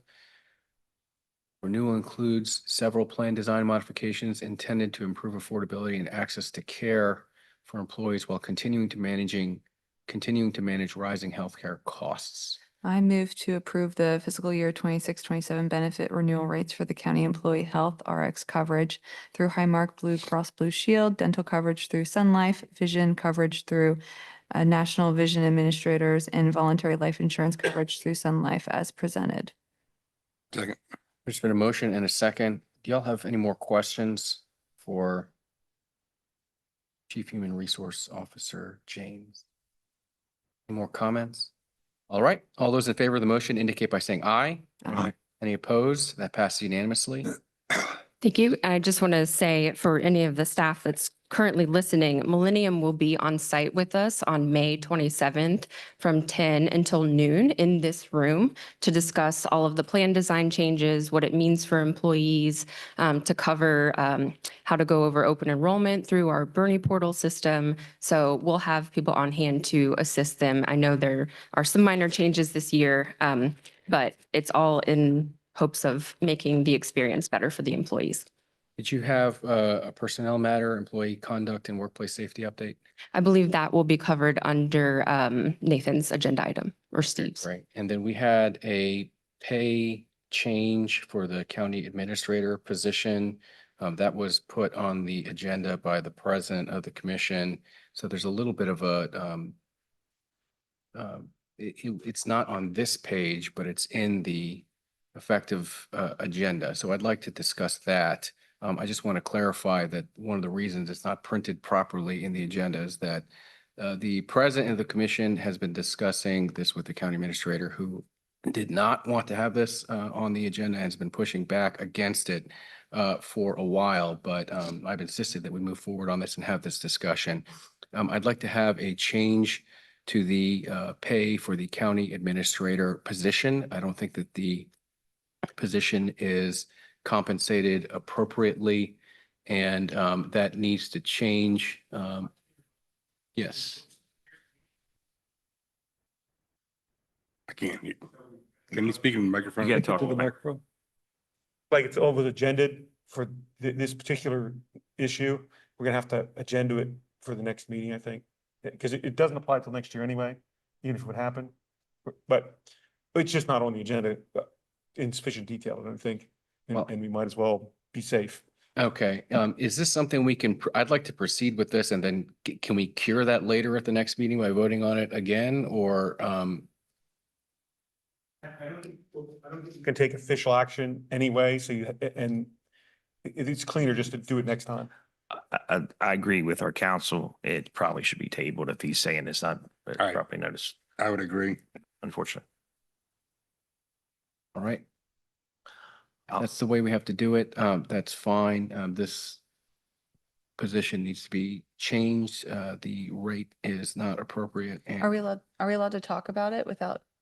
No. Okay. No. Okay. Okay. well, there's been an issue with getting it on the agenda, so let's just make sure it's on the agenda for the next meeting and it's being insisted upon. So that needs to happen, please. And I'd like to thank the hard work of our county administrator. You are phenomenal. So thank you. Somebody's been stubborn and letting it on. I'll move a motion that we table this agenda or this item till our next meeting. Second. Moved and seconded. All those in favor indicate by saying aye. Aye. Any opposed? That passes unanimously. We're going to move on to agenda item 17. Thank you, Ms. James. Director Goodwin, Engineering, Planning and Zoning. We are on pages 155 through 169. Obviously, I'm not Roger. Good morning. Good morning. All right. We had Mr. Newcomer applied for a building permit through our office for new home construction. And he has since decided that he is not going to build that and he's actually marketing the property for sale. So he did receive an affordable housing discount under the impact fee. So he's asking for a full refund of his impact fee at this time. Chair, I'd like to hear a motion to approve as presented. So It's been moved by Commissioner Moon, Second. seconded by Commissioner Stolper. Questions? Is that the recommendation? Absolutely. Okay. Absolutely. We do recommend a full refund. Okay, great. Any further questions? Any discussion? Hearing none. All those in favor of the motion indicate by saying aye. Aye. Any opposed? That passes unanimously. Thank you so much. 17.2. Morning. Morning. Always a pleasure. The first item I have before you today is a petition to the county commission to do a zoning map amendment for 2.24 acres. They're looking to rezone from rural to highway commercial. As this is the first meeting, I'm just looking today to have a public hearing scheduled and to have this petition sent over to the planning commission for them to evaluate it for consistency with the comprehensive plan. I have the motion below to schedule the public hearing for July 2nd, 2026. I know that seems a little bit odd, a little bit far away for this, but this was done with consulting with the representative for this project. They had a personal issue to meet on an earlier date, so July 2nd would be their request for the public hearing. Could you please give the address of this property? I'm not able to find it right now. I did not include the application for this property. Also, there isn't an address on this right now. We have the parcel on here as it's in the Charlestown district. It's map 2, parcel 18.1. But it's not an address. There's not an addressable structure, I believe, at this time. Okay, thank you. What page can I reference in the agenda packet? 161. Okay, thank you. I find these issues fascinating, but I think today we're just looking at scheduling a public hearing. So I'd love to discuss it once we have the public hearing and we hear from the planning commission and from our staff recommendations, et cetera. I'm looking forward to the discussion, but for right now, we're just scheduling a public hearing. I'll move to schedule a public hearing on July 2nd, 2026 for the M&A Investment Group zoning map amendment and refer the petition to the planning commission for their review and recommendation to us whether this amendment is consistent with the comprehensive plan. Second. Motion and second. There is a motion to schedule a public hearing for July 2nd. Is there any debate over that? Again, it's not on the map amendment. It's just to schedule the public hearing. No debate. All those in favor of the motion to schedule the public hearing indicate by saying aye. Aye. Any opposed? That passes unanimously. Thank you. So the second issue I have for you today is a recommendation from the Planning Commission to proceed with the Historic Resources Text Amendment to the subdivision regulations. I want to take a brief aside to go over some history. This is the same text amendment that was brought before this body on January 22nd. At that meeting, the County Commission took action to send it back to Planning Commission and have them work with the Historic Landmarks Commission. That meeting took place on March 10th. It was about an hour prior to a Planning Commission meeting where both bodies discussed the issue due to essentially making sure they followed however action needs to be taken. The Planning Commission met on April 14th to give staff direction on how they would like to proceed with the proposed text amendments, and they elected not to make any changes to the text amendment. So this is the same text that you saw originally on January 22nd. This is based on Planning Commission's evaluation as well as additional staff research. I did want to note that research specifically because some of it, as the county commissioners will recall, you guys had a number of questions for staff. I hope I did my best to answer all those and fill in those information gaps. Planning Commission also asked staff to do some research, which we conducted and presented in part on March 10th, principally being what other surrounding counties did. We did not have sufficient time to prepare cost estimates for both the difference between a reconnaissance survey and a phase 1 archaeological survey, but that research has now been completed as well. I am here today as Planning Commission's representative with a recommended text amendment to the subdivision regulations. So the next action or step would be either to make a motion from this body or to schedule a action can be taken today is really the summary of this. However, another public hearing could be held if desired or any other action, so forth. But staff's real conclusion today is what would you like to have happen next? The required public hearing has been held. That was the one on January 22nd, but action is not required to be taken today, even though it can be. So this is the recommendation from the Planning Commission? That is correct. Okay. And their Commissioner, recommendation was to take no action on it? They're recommending this text amendment that you have before you to have it adopted and added to the to modify and update the subdivision regulations. And that's the Planning Commission's recommendation. It is.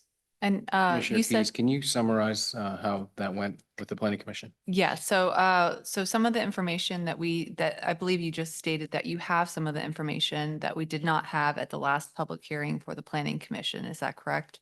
That is correct. So the proposed changes, we historically had waivers that were granted and typically not considered for the full phase 1 archaeological survey. So when commercial or large major site plans come in for approvals, they would either bypass unintentionally. I think previous staff may not have required it or overlooked it, or they had waivers. And so we had a developer that read our subregs and actually did a full archaeological survey. And when they did that for a project in Jefferson County, it spurred confusion with other developers, both medium to high density and commercial developers as to what the requirements are and what we would as a commission and a planning commission require for surveys. So there's what we had before was assumed to be a full phase 1 survey, which requires a grid pattern and holes that are dug essentially over the entire site. And that would be about 18 inches deep, 18 inches round, correct? Something along those lines. I think it's something along those lines, and I'm happy to interject to add this as well. Regarding when this first came up was with the Magnolia Springs major subdivision. My counterpart, who has since retired, Jenny Brockman, saw that Magnolia Springs did meet this requirement, but following that, I assure you, staff didn't miss it. It's just waivers were pursued whenever it was required. Right. So I think it was a different project that came in that actually Yes. did the full phase 1 because I think there was some surrounding concern with a grave site or of some sort. And The so, Bird Hill major subdivision Correct. did complete an archaeological study. However, as the subdivision regulations at current do not have standards and definitions that we have, for example, for say access or well and septic, what staff, myself did was look for where the origin of that requirement came into place. And the best we had to work off of was the West Virginia State Historical Preservation Office's regulations, which are based on a federal law from 1970s. Sorry, I can't remember the exact year, but those set up standard requirements for archaeological studies. And as someone who is not an archaeologist, making sure those are have been followed in full is outside of my subject matter knowledge base. Sure. So while one developer did submit, well, we actually had several submitted, developers brought to the attention or essentially asked Planning Commission to make a ruling over what did constitute meeting of this requirements. In fact, the requirement in question, which we've kind of been over summarizing in some of the discourse here, specifically speaks to, and we've been focused on the archaeological study, but it also requires a historic resources impact study shall also be included. And staff has generally been interpreting this in the past when it's happened twice since 2017, when Magnolia Springs first came forward, as a component of an archaeological study, because that historic impact study is also not given any requirements or greater descriptors as to what a developer would need to provide for that. So the intent of this in a lot of ways is so when staff evaluates such a study, we can go, yes, did they or did they not meet the requirements? Because whenever there's confusion, there's delays, and that both ramps up costs, puts costs to say the buyers as well as the developers, and these have been concerns that have been raised by Planning Commission. And one of your, sorry to interrupt, but one of the questions that we had as a planning commission and a county commission previously is understanding what these costs are, maybe on a per acre basis, and then also the costs, what the policies are typically in surrounding jurisdictions to Jefferson County. So what is the market norm? What are the development standards that are typical? West Virginia is a little bit different. So we have a lot of, we don't have a lot of sub-regs in other counties that are as refined as Maryland and Virginia. However, we do border Maryland and Virginia. So understanding what not only Virginia and Maryland counties have, but also our surrounding West Virginia counties, what they do and what their policies are in place. So that's some of the answers that that Luke was able to, explain to the Planning Commission at our last meeting. And then additionally, one of our remaining questions that we did not have answered at the last Planning Commission was the cost per acre on what the burden would be on a developer for this full phase 1 archaeological survey. So from my perspective, I want to understand when we're making these decisions, both what is a norm policy or an industry standard, but then also coupled with what is the burden on the developer? Is this fair? Is this not fair? Is it $2,000 per acre? Is it 50? Is it 500? So would a total project of 100 acres be, a $15,000 fee, or would it be a $200,000 fee? And that is a point of reference that we did not have last time. So I did vote against for lack of information. So I'm hoping that you can fill in that gap if you have those answers today. I'm happy to do so, yes. Great. So in terms of summary, as what some of our neighboring counties do, and this was touching both Fredericks, Berkeley, Clark, and Loudoun County. That sounds like all of them. So they use various different tools, just as a broad strokes of summary here, as some of our neighboring counties utilize overlay districts. And this is around either specific areas of historical significance or the towns. You see a mixture of that in both Clark and Loudoun, and I believe Frederick. There also are boards that are granted specific review powers, either countywide or to those specific areas. That's generally coupled with the use of overlay districts. And those can take this form of historic resource boards, heritage preservation commissions, a historic district review committee, which was quasi-judicial, but that's speaking to a much more robust system of historic preservation. They also, a number of them have either an archaeologist in staff or a historic architect on staff or retainer. And what those generally functioned is opposed to having, yes, did you click this box of whether or not you've had a survey done? They were the ones determining whether or not one would be necessary. And there also, one tool used was a certificate of appropriateness. And those were also situational that if you were perhaps in a district or anywhere in the county, whether or not the proposed development would be necessary for that development. So that is a general summary. We can go into some greater details with. Did you notice a difference between counties in West Virginia versus counties in Virginia or counties in Maryland? There was actually a very interesting difference between, so what Washington County, Maryland and Frederick County, Maryland did were not actually perfectly aligned. In fact, I'd say Washington, Maryland was much closer aligned to Frederick and Clark, Virginia, whereas Loudoun mirrored Frederick, Maryland a great deal more. So, and I'm also, this is of course a summary in that regard. Those overlay districts were not every single one used them. Not everyone had just the bandwidth or the funding to have an archaeologist on staff. In fact, I believe Frederick, Maryland had 2. But Frederick County, Virginia has essentially a historic architect on retainer. So when specific developments come up, they would be consulted and provided this. They also had some did not perform, and I should actually dive a little bit deeper into these boards because some of the boards were directly, and I think the distinction I want to draw here, opposed to just having a historic landmarks commission, they would have these different boards that were given specific review powers and were staffed much closer to a planning commission by either myself or a counterpart in a hypothetical scenario. And they would provide recommendations after performing a review. And if, say, a conditional use permit was pursued, those recommendations would be added to those conditions of approval. Yeah, That came up twice in conversations, for example. And how about the municipalities in Jefferson County?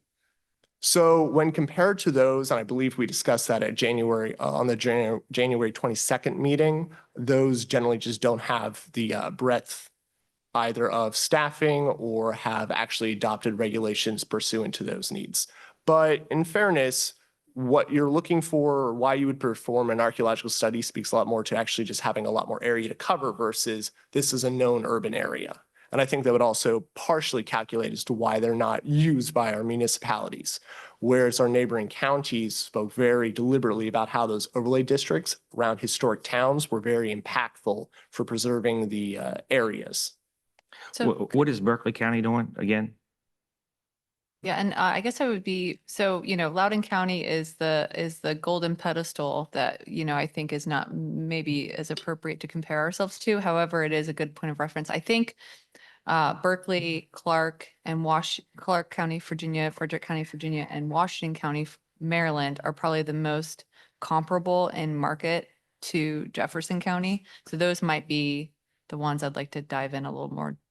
I'm happy to hear all that, and I'd also like to hear about Berkeley County and other West Virginia counties. 'Cause one of the things I'm concerned about is that West Virginia state law applies differently. And I think the regulations at the county and perhaps municipal level would be subject to that. That is something that comes up constantly in our discussions, of course, whenever I'm having these conversations with any of our neighboring municipalities, counties and localities, not within the state. Is something I always have riding in my mind. And to answer your question, Commissioner Stalper, so Berkeley has at this point only processed one project where this would have been relevant, but they use the National Register of Historic Places and the HLC to evaluate such projects near historic resources. So in a lot of ways, I think that's such an outlier just because they haven't had to process much in the past. So they basically haven't processed anything with all the growth in Berkeley County. Not of significance, and that also means it's very hard to say do a comparison, whereas we've seen a lot more, and we've had, while I don't have the number on me, at least a dozen projects where this requirement would have applied.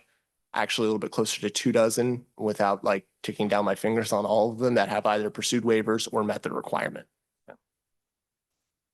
Could you dive in deeper with what Washington County, Maryland does and maybe Frederick County, Virginia? That might be. Sure, I suppose I should have brought my full paper assessment here, but for Washington County, so they did not require an archaeological survey, but in general throughout the county, what they instead rely on is historic overlay districts, and falling within those historic districts put you under, as a developer, different requirements to either meet or in some way waive. They do not have a staff member, to my knowledge, who specifically reviews, but they do require basically meeting those notices as well as consideration for the nature of whatever historic resource, be it like, say, a barn or a house on the property. And I believe you said the second one was, Frederick County, Virginia.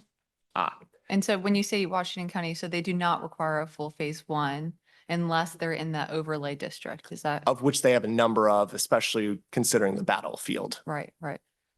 Frederick County, Virginia is a little bit tougher because they are actually moving target. In fact, I got an email about a week ago from their head planner that they'd actually recently adopted some changes to their ordinance. But what I have currently is while they have adopted overlay districts, they had not at that time adopted say further requirements if you happen to be in that overlay district. What they use though is a historic architect that is on retainer and is very familiar with Frederick County to comment on all land use applications, makes those recommendations to staff. And those historic overlay districts are a necessary precursor by Virginia State Code law. Back to the previous point about it, it would have to function differently in West Virginia. While that doesn't mean that's inherently, and I haven't done an analysis because while this was done for comparison, I'm here just to propose and put forward Planning Commission's recommendation. I did this research as requested, but none of these were proposed initially when this text amendment was first brought forward. So I should bring that up again. Back to Frederick County, Virginia. When pursuing a conditional use permit that has relevant historical sites, staff adds as a condition of approval any of the notes the historic architect had brought up during their review. And almost all projects require a phase one archaeological study. Full phase one. So that's that Yes. that grid. Mhm. Okay. And just to overview, there was a lot of discrepancy at the planning commission between counties, some allowing for only impacted areas to require that grid in some counties, some require full phase one, some require, I think, full, and this is Loudon. So again, maybe slightly unattainable, not super comparative to our county, but I think they require a deeper study in some regard. Like if phase two. And my understanding is when the staff member who is an expert on that basically can determine whether or not it needs to move to a phase two or just be a phase one, or just be a reconnaissance survey. Something that came up when speaking with firms that perform such studies is it very is deliberately tailored to those sites. So that topography, if it's wooded, if it's hilled, if it's been plowed frequently, because that affects all those different factors. And while some of these places do have a staff member who basically makes that determination and tells developer, you need to do X or Y or X and Y, not all counties do. So I would note that as well. So that's why I believe Jefferson County has historically gone, this is it. It applies to just our big projects, the major subdivisions and the major site plans. And that's been a catch-all essentially, which also has given the Planning Commission the ability to waive that requirement based on potentially the area. Right. So some areas we have, historic overlays, battlefields that, have been fought in certain portions of our county, which we'd probably look at a little bit more closely. But then there's other areas in our county where there's less history, maybe attached to it. So the waiver process has been helpful when there's, fairness, considered. So with the cost, do you have those? I did not do a per acre basis because essentially that would kind of oversimplify in a lot of ways. So what I did is I contacted six, they certainly weren't random, but 6 firms that have pursued these projects. I received responses back from 3 of them. And I essentially posed 4 different alternatives as just a way to look at pricing. How it would apply to a 100-acre parcel, a 250-acre parcel, what the cost of a reconnaissance survey would be, and the cost of a full phase one survey would be. And I want to be very clear before just giving you these numbers. Every one of these firms wanted to know exactly where the area was so they could give a more precise estimates, and added all those conditions that I just mentioned about whether or not it was hilly, if it was wooded, if there was alluvial soil in place, if it had been plowed or agricultural. And the one other note I want to mention is if there is a historical barn or house, it would increase the price, but only very minimally.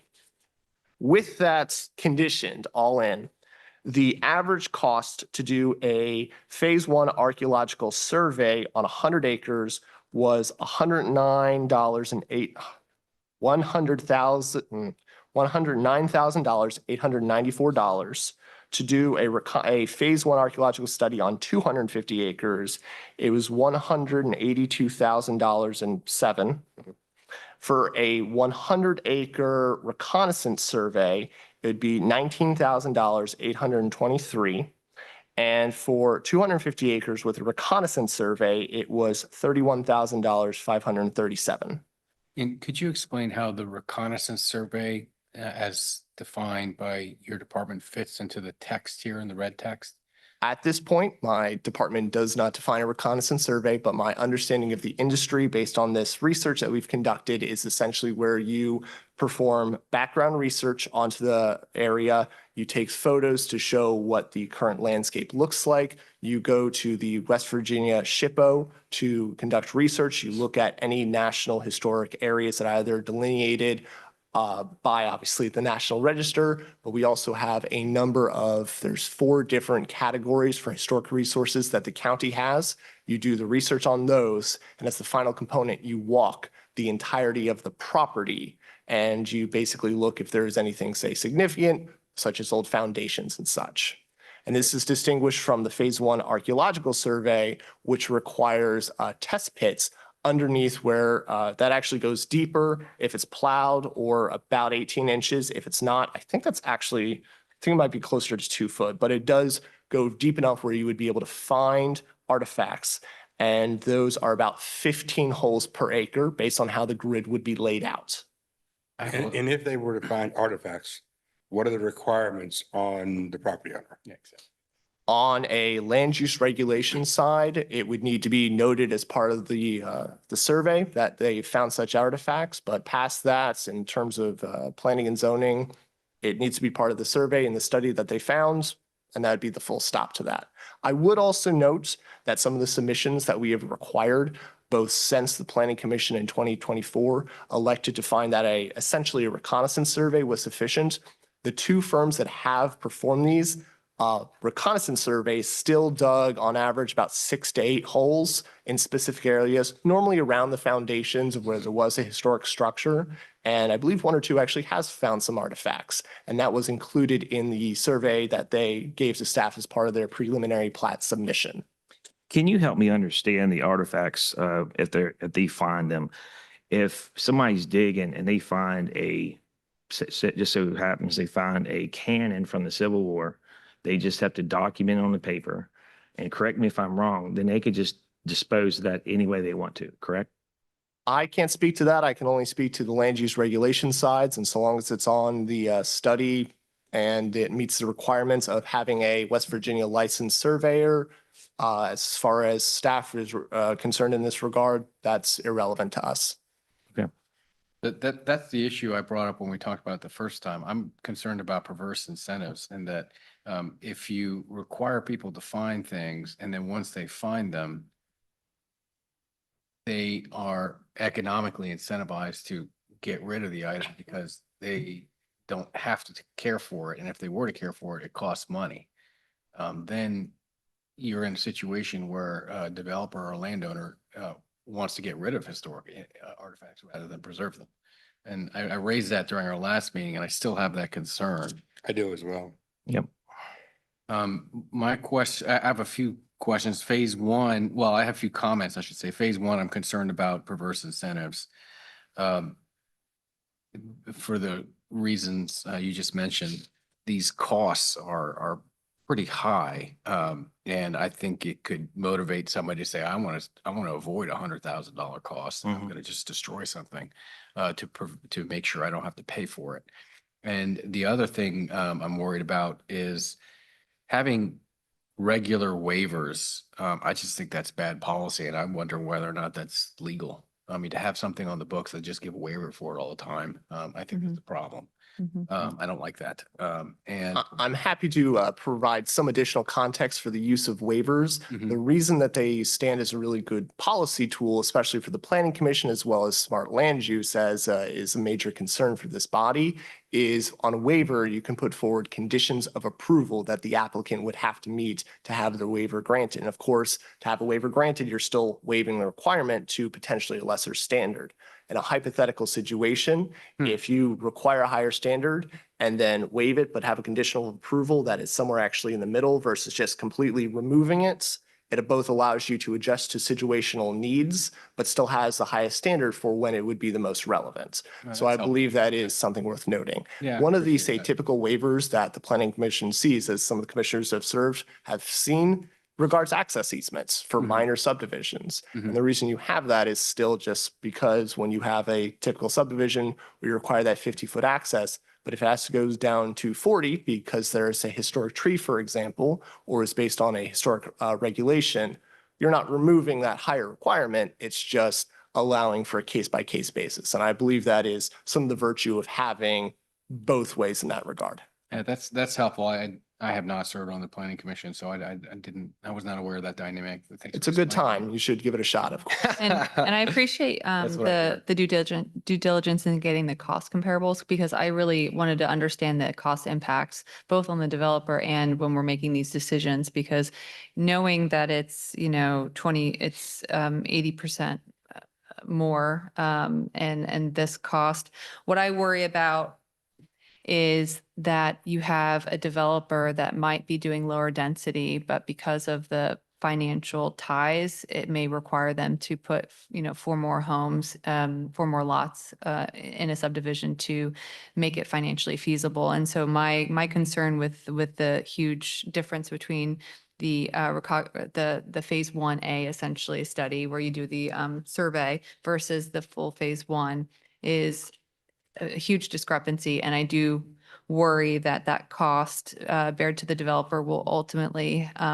result in higher density in the county. And I think one of the problems that we have right now in Jefferson County is that we have a population growth problem. And so though I value historic data points, and I think that a full survey is beneficial in a lot of regard, there is some limitations to putting this cost onto the developer. So That's a really good point. I hadn't thought about that. We're seeing that across the board. When different governing bodies are trying to incentivize certain behavior or to stop other behavior in the market, they impose these regulations and perhaps definitely unintentionally. It's resulting in higher density to make up for the cost of implementing the regulation. Right. And we're seeing that from different governing bodies. I don't want to get into that right now, but I hadn't thought about that. I think that applies here as well. That's a really good point.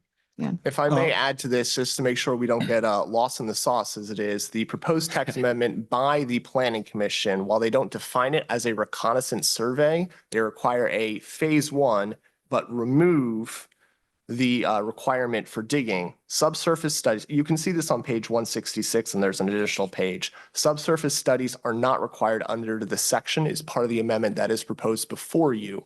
And again, while these were all rounded numbers that were then averaged based on a hypothetical situation that was heavily conditioned, Right. I believe that any firm looking to take this into account would also consider the fact that digging would not need to be done under the proposed text amendment.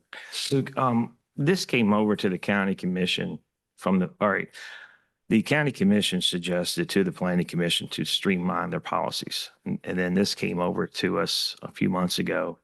I believe it was a unanimous vote the first time.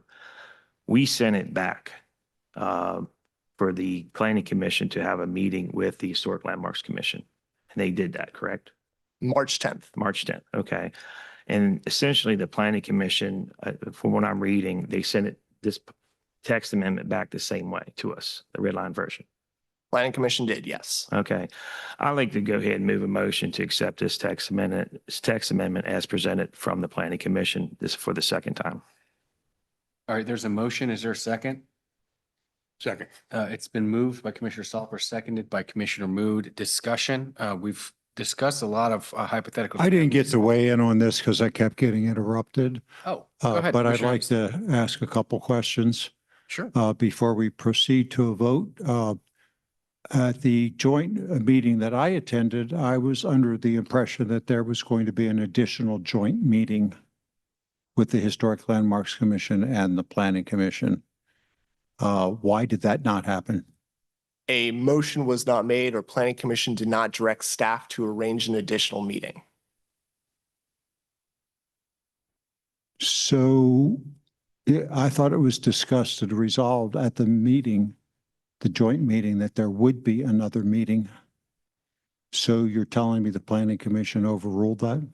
That might be a question for Commissioner Keys, who sits on the planning commission. I think staff just has to follow direction here, but Commissioner Keys, what happened there? I don't believe that we directed staff at that meeting to have a follow-up. I think if my memory serves me correct, we directed staff to put it on the next planning commission agenda. And I think the confusion is that we did not invite the Historic Landmarks Commission or maybe personally let them know about that meeting. And so I think there were some concerns that they felt left out, as they were not aware that it was on the planning commission agenda.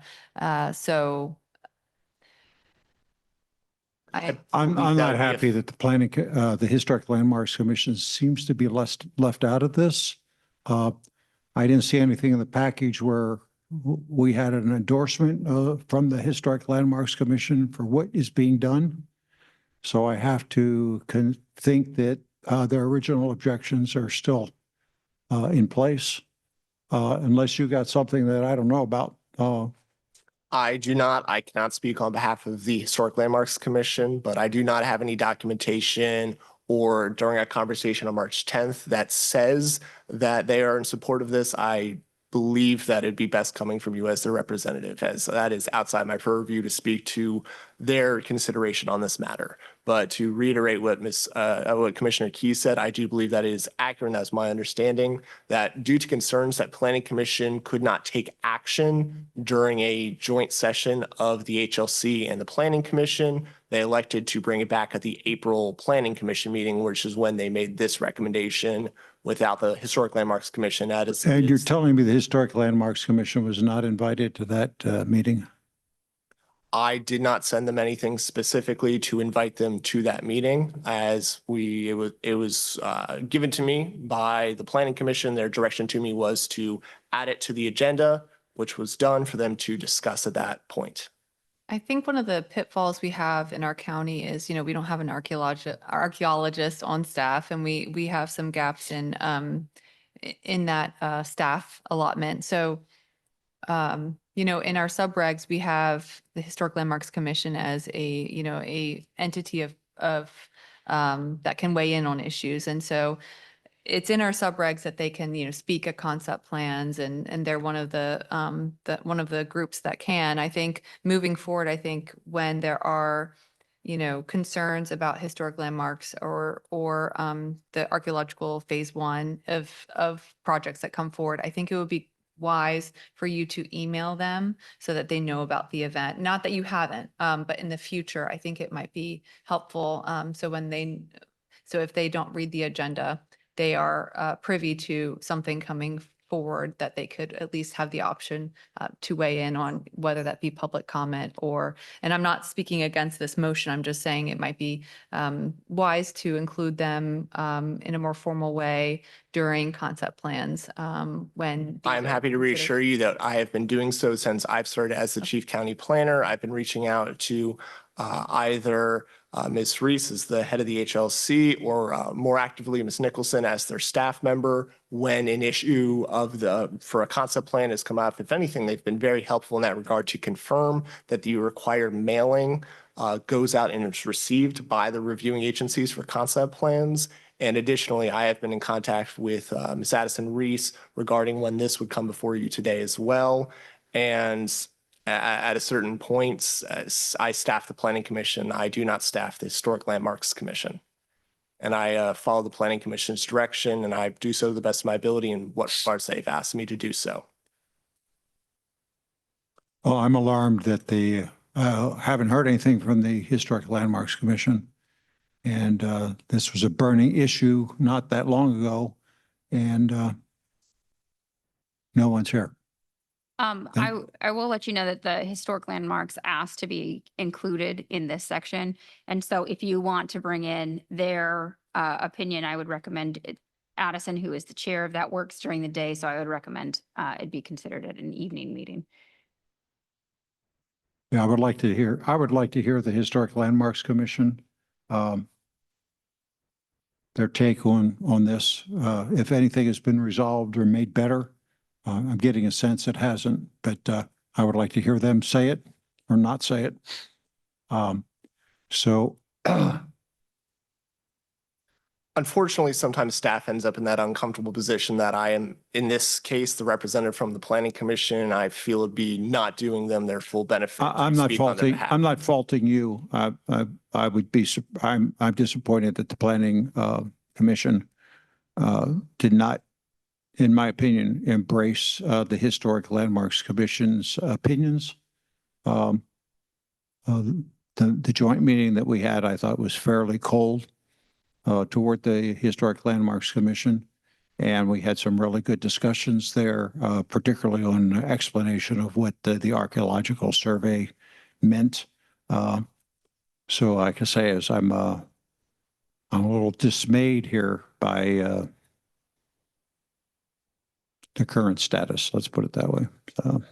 And Addison's comments seem to echo yours. Her response was the planning commission moved forward without us. Our joint session ended without resolution and we agreed to meet and discuss again, but never did. Elizabeth spent a lot of time collecting the information planning commission requested, but the planning commission moved forward without having a vote or receiving the information. So The joint meeting that we had was an hour before the planning commission, and I thought it ended abruptly.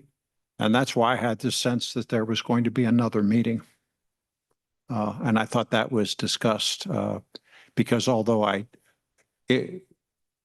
thought the discussion went very well and that some advancement was made.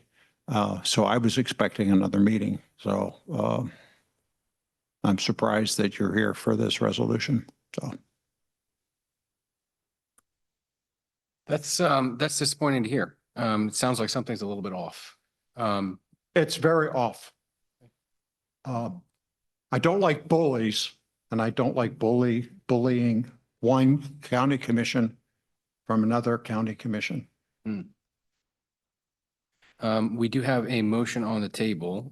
We have received this recommendation from the planning commission. It's on our agenda. I'm now hearing about the fact that there were meetings, and perhaps they were inchoate. I'm not quite sure. It seems a little bit confusing. Something seems a little bit off, and yet we do have a recommendation from the planning commission. There has been a motion.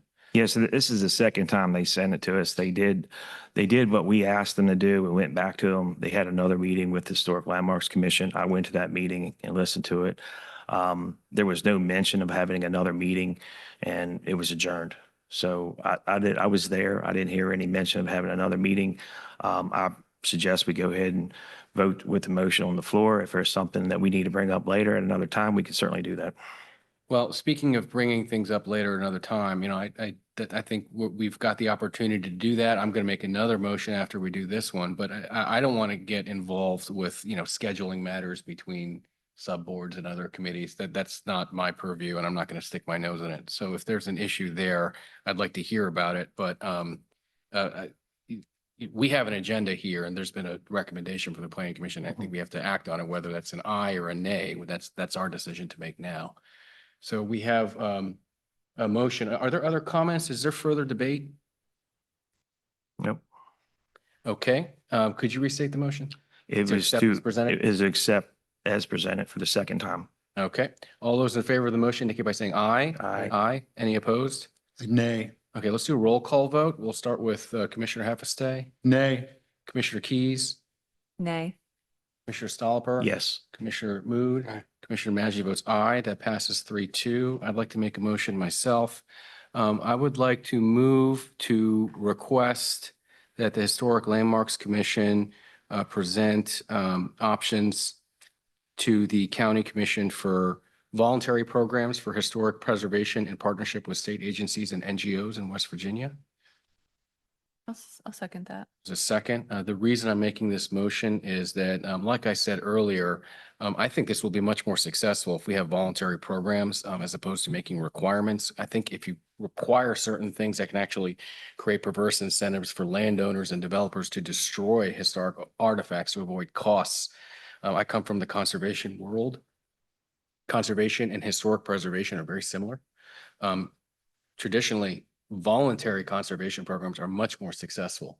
And I think we should embrace that. And I would love to expand voluntary historic preservation programs in Jefferson County. I think that's a terrific idea. I think we might end up with more successful historic preservation following that path than the one that we have been discussing for the past few months. So there's a motion and a second to invite the Historic Landmarks Commission to present to the County Commission some voluntary programs for historic preservation in partnership with state agencies and NGOs. And that's what a lot of the planning commissioners said, is that they, a lot of, and I agree with, this is, I understand both sides of the previous vote, because from a, there's mixed industry standards in the surrounding area, and also the cost burden is pretty staggering. So I agree with you guys on that. I think I just, based off of Commissioner Heffestay, is concerned, and also feeling like the Historic Landmarks Commission was overlooked in being here today. I wanted to, look them in the eye and explain our motion.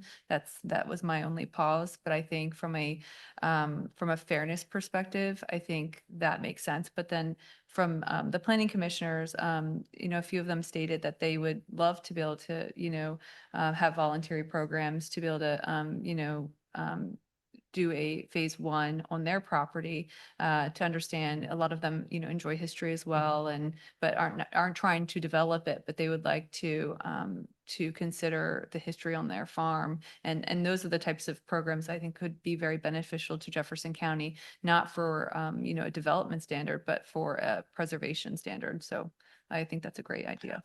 Just for the record, I oppose onerous regulations. But on the other hand, there are some things that if you do implement, there's no reversal. And with much of this stuff, I mean, we're talking not just artifacts like a pot. We're talking about grave sites of slaves and indigenous people, people that weren't slaves and are buried in unmarked graves. And I think we need to have a certain respect for that. Modifying some of the archaeological requirements. I mean, it makes sense to me that when you're looking at a piece of property, there's areas that you don't need to do digging. It's pretty obvious. So that, like I say, is some sort of reasonableness in it. But the reason that I'm against it as it stands now is I want to hear back again from the Historic Landmarks Commission where they are on this. Are they comfortable with it, or they still have the same objections that they presented back in January? So it's a voice that needs to be heard. I'd just like to state for the record, I do like the voluntary aspect of it, like for your motion. And I would invite our local Historical Landmarks Commission to my farm anytime to voluntarily let them search the farm and see if they can do any dig they want. Only thing I do ask is that they don't do it when crops are planted. So they have about 2 more weeks before we plant soybeans, and then they should be harvested roughly in October. But I'll have an open invitation to our Historic Landmarks Commission anytime they want to come out there, excluding if there's crops in the field. So. Thank you. And I mentioned that that conservation and historic preservation are analogous. In the Southeast, much of the timber harvest in the Southeast United States is on private land. And there are exemplary wildlife management programs on a voluntary basis throughout the Southeastern United States that we can look to as a model. Voluntary conservation is very successful, and hopefully we'll have a very successful voluntary historic preservation program in Jefferson County. And I look forward to hearing some recommendations. The motion is to request proposals from the Historic Landmarks Commission for voluntary program for historic preservation in partnership with state agencies and NGOs. It was made by the chair, seconded by Commissioner Keys. Further discussion or debate on this motion? Hearing none, all those in favor indicate by saying aye. Aye. Any opposed? That passes unanimously. My watch is telling me it's time to stand. Let's take a brief recess. Thank you, commissioners. Thank you.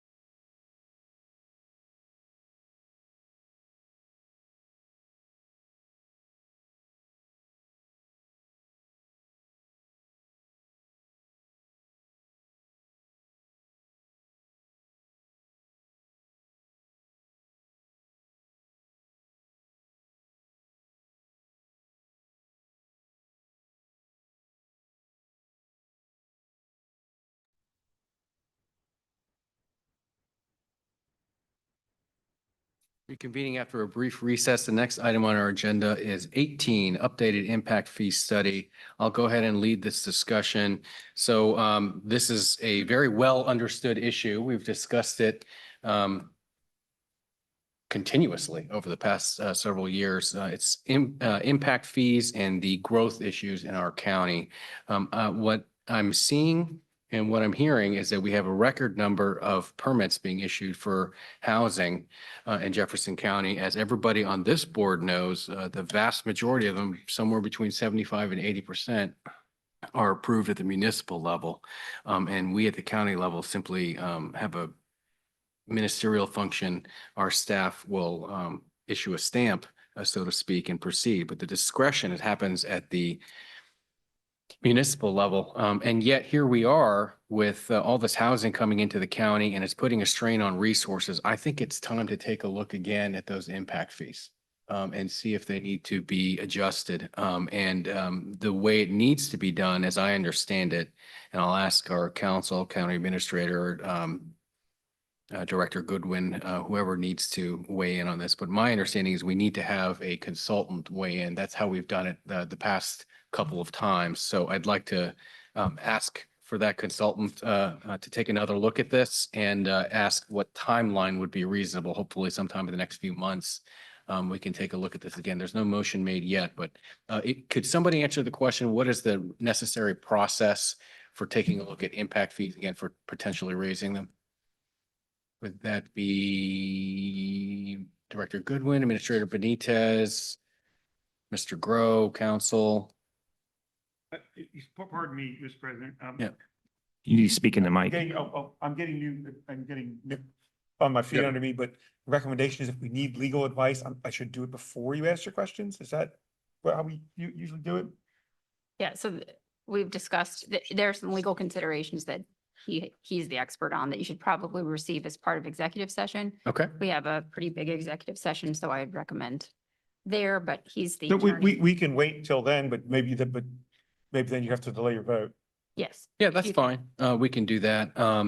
We're going to receive legal advice on this. I'm asking about what the process should be, but on the general proposition, before we move on to the next item, if anybody wants to comment, we can do that and we'll come back to it later. Basically, the point is there's just too much housing coming in. 80% of it's coming from the municipalities, but we have to provide ambulance service and it's getting more and more expensive and we need to address this issue. And I think what per state, is it state code? We can adjust it once a year. Is that correct, Ms. Benitez? I'm looking over it.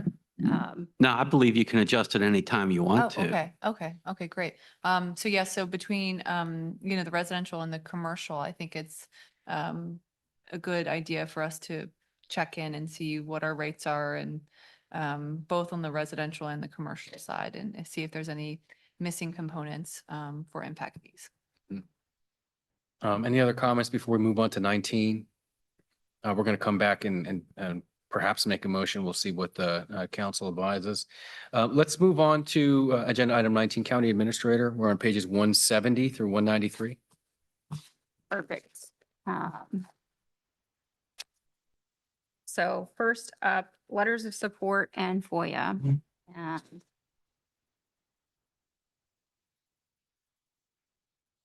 I'll talk first about FOIA assistance. We've received an increased number of FOIA requests, and the FOIA requests we've received have also been pretty extensive.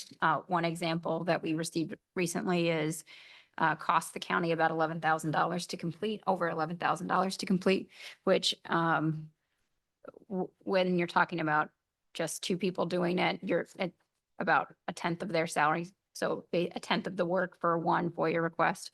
I think over the weekend, I received 2 alone. So if you look, it's something that we can't do in-house anymore.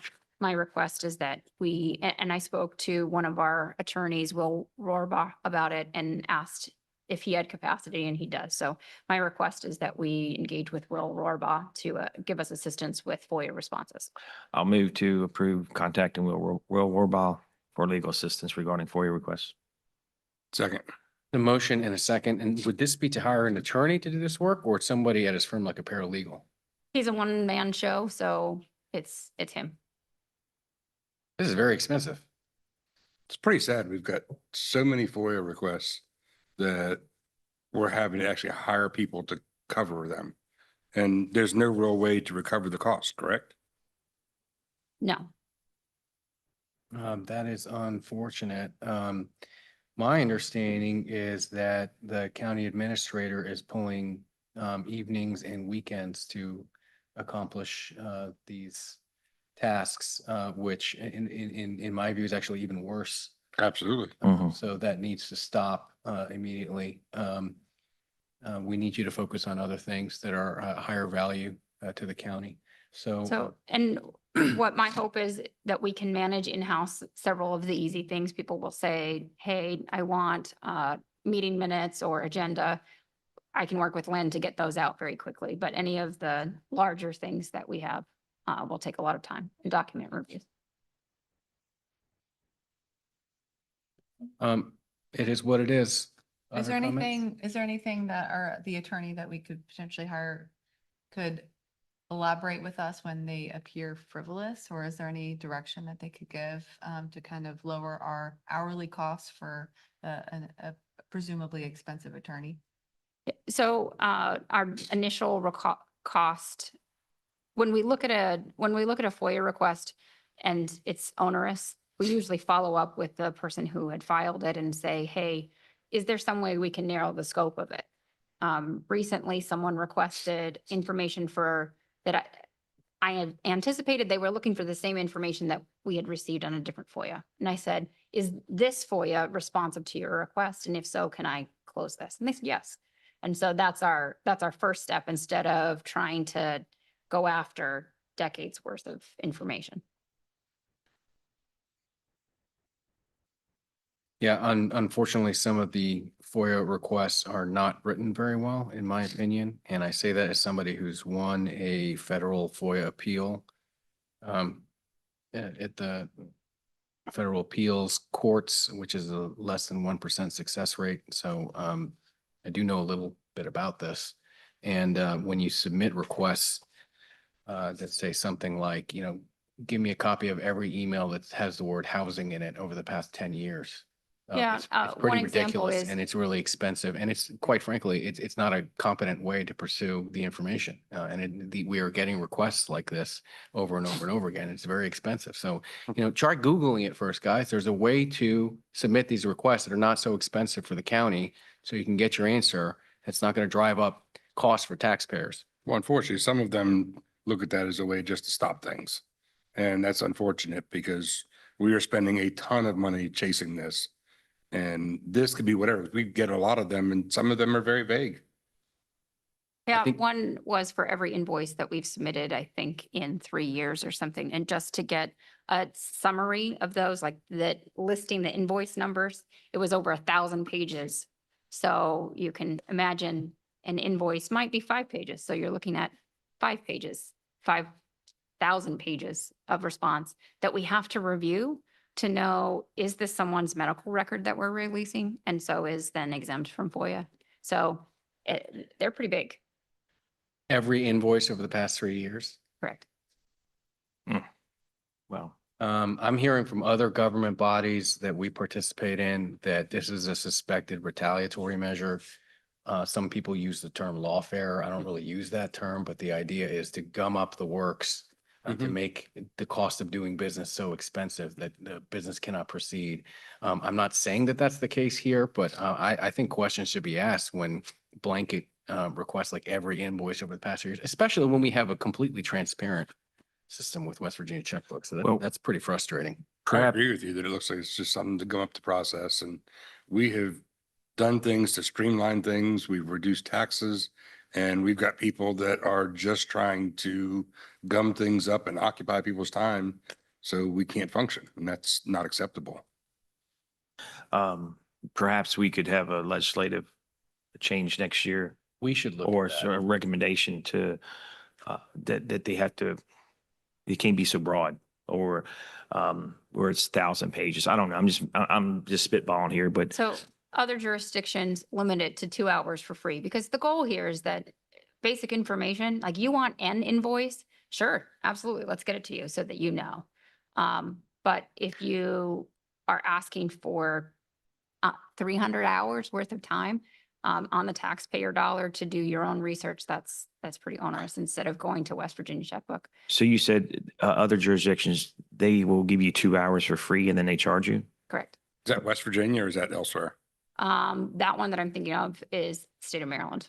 Okay. Right. The difference would be the Correct. West Virginia law is not, That- does not that's- empower us to do that. Otherwise, we would have done that. Yeah, that's We're why I doing that think right now. we would need a legislative change to make that happen. Yeah. I do think that's a good point to consider because you have what appears to be sometimes toxic behavior that, what is the term you used? Lawfare. Lawfare. And I think, if there's a specific need that someone has, a specific email or a specific invoice, that's one thing. And that meets that 2-hour threshold. But then anything beyond that is, as a conservative, I think that is not fair for our taxpayers, that we're having our staff work on that as some sort of political end game. And I think we need to focus on the work and moving Jefferson County forward. And so I think that would be something I would love to bring up to our legislators to kind of get Jefferson County back on track and to keep us moving forward in a professional manner. Yeah, I agree with that. And I just want to state for the record that we are not referring to any submissions from journalists or media. So just want to state that for the record, that's above board and is always done professionally with high degree of decorum. All right, there's a motion and a second on the table. Any further discussion?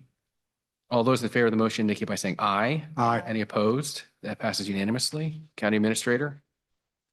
The Hilltop House engagement letter, I suggest that you first discuss in executive session before you move to vote on any of the engagement letters.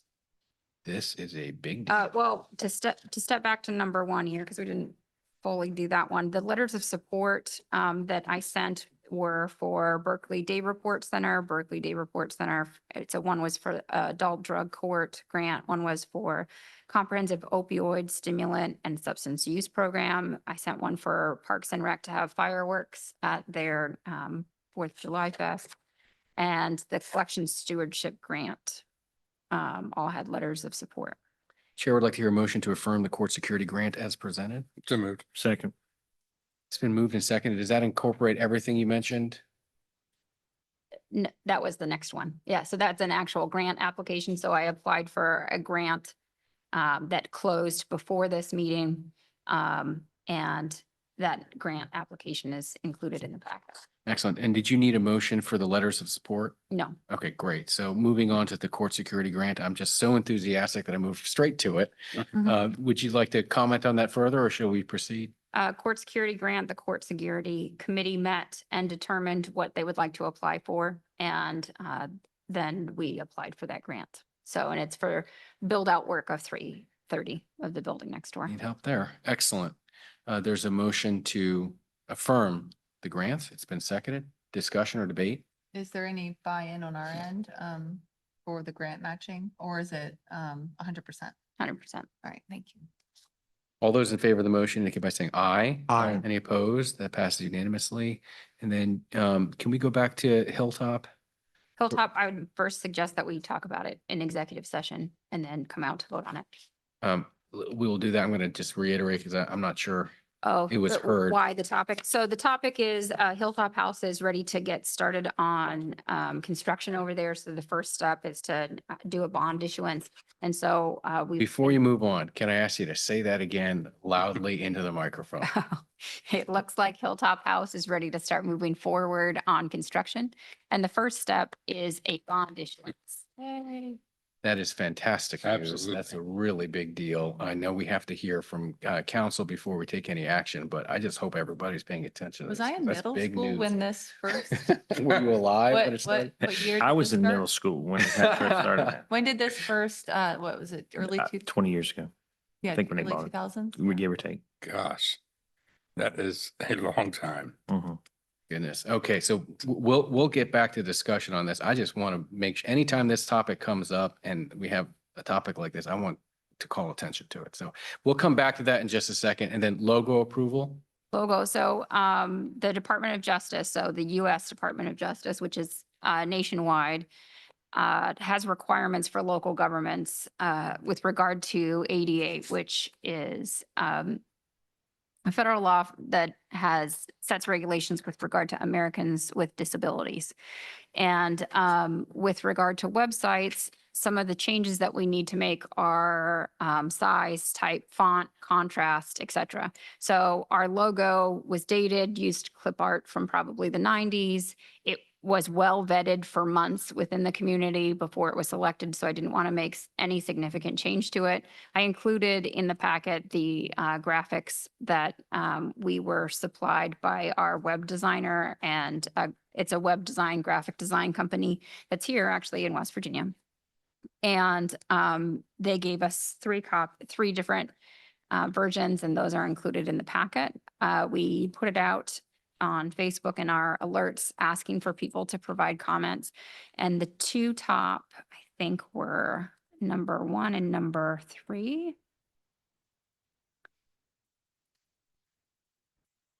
So you have one that has a more modern lion, and You referred to the page on our packet. I'm going to try to get it up here on the screen for you. It'll take me just a second. 191, 192, and 193. However, it's very difficult to see the page numbers. So I suggest turning to page 190, which is blank. And then when you scroll down to the next one, you have to kind of zoom out to see the whole thing. So I personally like the option 1 because I don't prefer the tongue sticking out. The tongue sticking out was actually part of the original logo. I know. And so I really tried to make no changes because that was so well vetted previously. What do you guys think? This is, I do not have an opinion, believe it or not. Not something I'm going to weigh in on. I don't see a huge difference between 2 and 3. It's not that I'm against 2 or 3. I just find the lion a little bit stronger in 1. I would agree. What is the recommended motion from staff? This one is all you guys. We need to pick one so we can move forward with our graphic design. I'm going to put it up here on the screen. So Okay, folks, I hereby proclaim that I do not care. I'll second that. What, You guys pick. I mean, they're very similar. You're talking like just a few changes. So, Yeah. And this I wa- heard quite a few people as they talked about that and saw it online, which is great to see they're engaging in it, not liking that tongue out like that. Yeah. And I tend to agree that the first one looks stronger. is that a motion? So I'll make that motion. Boom. okay, so it should be the one. I'll second that motion. There's a Just- motion to approve the first logo that is on page 191. Now it's time for rigorous debate. I have a question. I have a That's the question. one that's on the Uh, screen. Okay. Yes. First of all, why are we changing it? To make it ADA compliant. So the lion at the top was hand drawn, and so very small. We can't like need to do a seal behind you guys or a seal over there. Even the seal there was difficult. We had to make it small because we can't blow it up. And it's just, it was designed 20 years ago. So How significantly different is this from the Jefferson coat of arms? so if you look, you're gonna have to give this back to me, this pen, because it's only for graduates of the leadership Jefferson class. The Are leadership commissioners academy. allowed to participate in this?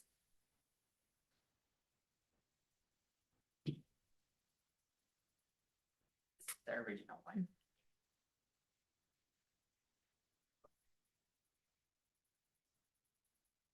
So small. And so what you're saying is because the age of our logo is so dated and so behind in like a graphic design standpoint, us being able to put marketing, large scale marketing information would be hard to do because the pixelation is so low. There's that, and its first step is that it's not ADA compliant. It doesn't have the required level of contrast. So there's one option on the screen. Here's another option on the screen, which is, I think, probably most similar to our current logo. And I think the first line could kick the second line's patootie. And then there's this one, which has like the ribbons are different than the first one. But this head is most similar to what we currently have. But most of the comments that I saw online had a comment not liking the tongue, that it looked exhausted, and I actually saw several people make that very similar comment. And I agree that it could look like that. In total, I think we had 250 votes. So out of 60,000 people, What was the highest vote? Logo, was it 1 or 3? it was one, but I think by 10 votes. Runoff? Okay. All right. Of course, I've got to give you my artistic opinion. I only won by 6. I like the lion on the first. I don't like the fold in the shield. And that's something we could request, is that they Yeah, I do one with the, and I would like that, just, it's going to be more difficult for things like embroidery that we do on shirts and that kind of thing to have the, I agree. I like one, but I don't like that shadow on the shield. Makes sense to me. Commissioner Soliper and Mood, would you accept that change? Sure. Yep. Okay. Didn't even notice it, to be honest. Yep, that's a great catch. Well, I was thinking if I were doing it, an artistic rendering of it, that would be a bummer. Yeah. The shield, because one side shaded and it looks like a fold in the middle. And I mean, it's like, why do that? So if that's possible, I'm all happy. Terrific. There's a motion on the table to accept logo 1 with the requested change to not have a fold or shading in the shield. It's been moved and seconded. Further discussion? Hearing none, all those in favor of the motion indicate by saying aye. Aye. Any opposed? That passes unanimously. Yeah, I do. I have that. So we need to go into executive session. Do we need to go into executive session for all of the agenda items under 20 or only some? We gotta go 18, 19.3, and which so as it well. should be 11.1, 18, 19.3, and then we would remove 20.7. We don't need to cover that one And I at can all. tell you with 20.6 right now, that was dismissed. So not much else to talk about that. Okay. And then 20.2 is Mr. Rohrball, so won't be talking about that one. And then the cable one is an outside council as well, the Comcast. So. But she wants to. But she's advise going us. to Yeah. be part of that. outside council. So she's going to join that? Okay, so the chair would like to hear a motion to move into executive session to hear agenda items 11.1, 18, 19.3, 20.1, 20.3, 20.4, and 20.5. Are we skipping 20.2? Is that correct, Mr. Grow? Yep. Oh, and no, I just 20.6, we could put, if you want, we could put 20.4, 20.6, and 20.5. So, yeah. Okay, and 20.6. And do we need to state the reason to receive legal counsel? Yep. That's sufficient. Is there such a motion? So moved. Moved by Commissioner Smood, seconded by Commissioner Soliper. All those in favor of going to executive session to discuss these agenda items indicate by saying aye. Aye. Any opposed? That is unanimous. We will move into executive session.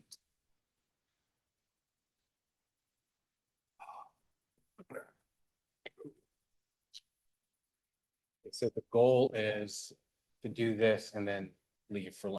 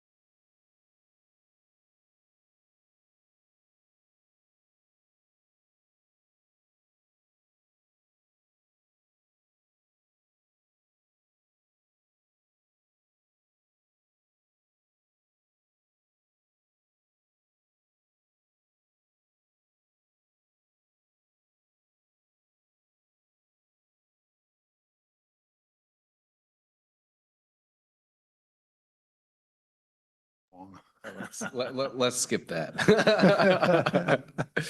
Eddie, when you.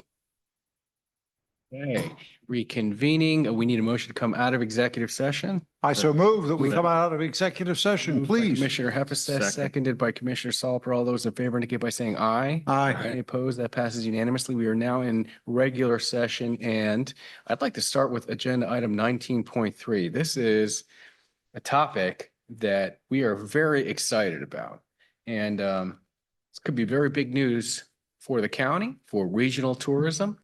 I was very pleased to be the swing vote, if you will, when I first joined the commission to move forward with the TIF for Hilltop House. And it sounds like there might be some news. There is, so Hilltop House is interested in beginning construction, which the first step for that is securing the financing. They've done some of that through the state in this last legislative session, and then now it's time to bond for the TIF stiff. We have received engagement letters, and I recommend moving forward with Bowles Rice. I'll move to approve, to move forward with Bowles Rice as for an engagement letter. Second, it's been moved by Commissioner Soliper, seconded by Chair. Discussion on this matter.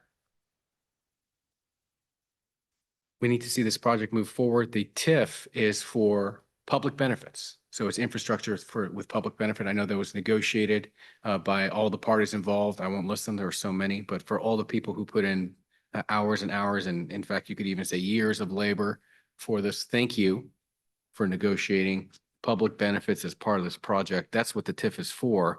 And it's going to, those public benefits are going to make it a terrific project. Other comments?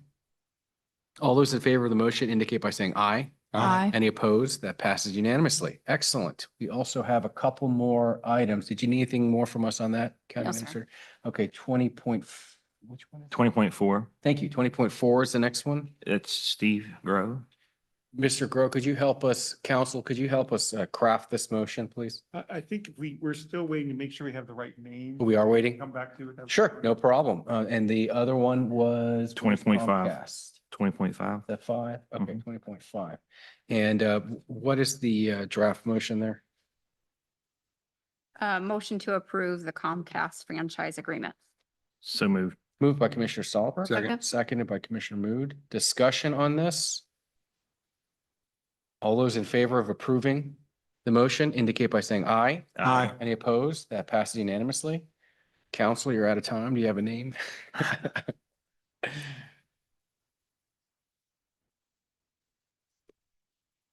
Did he use his allocated 2 hours? God.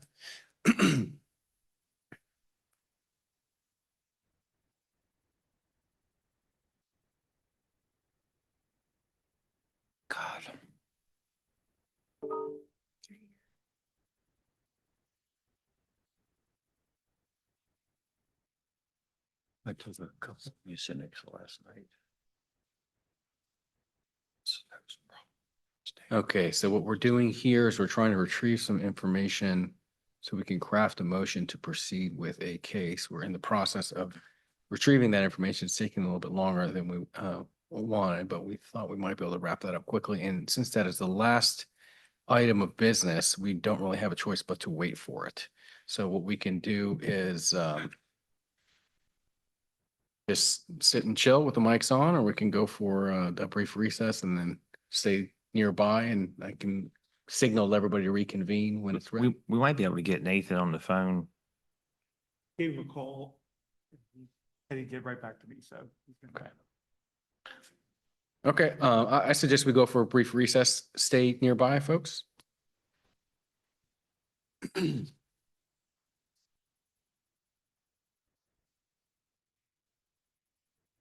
the problem with running through your agenda fast.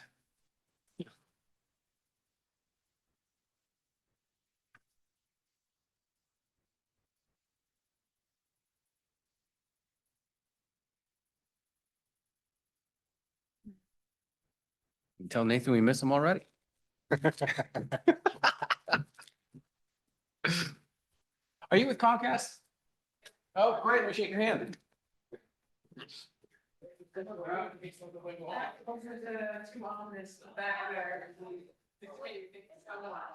Looking forward to serving you. Let's hear from you.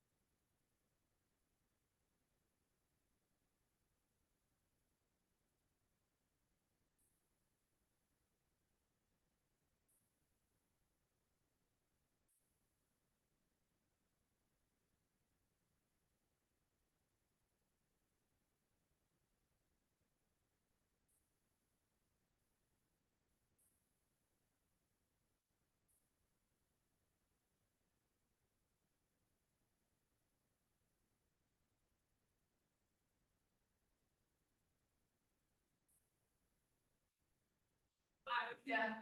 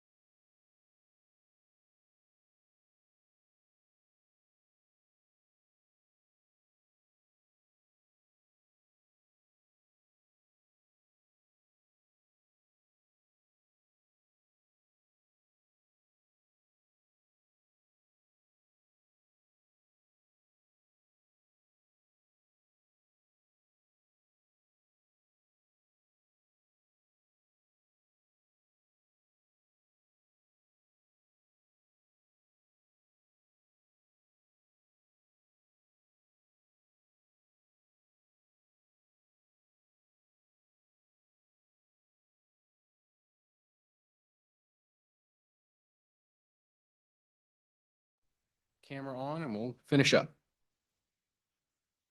Meeting after a brief recess, we have the information that we needed. Council, could you help us craft this motion, please?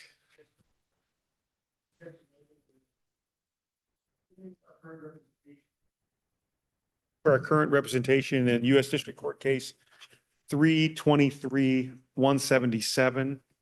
And the attorney that we currently have with a firm that is now breaking up, his name is Drannon Atkins. So continue with Mr. Atkins at his new firm.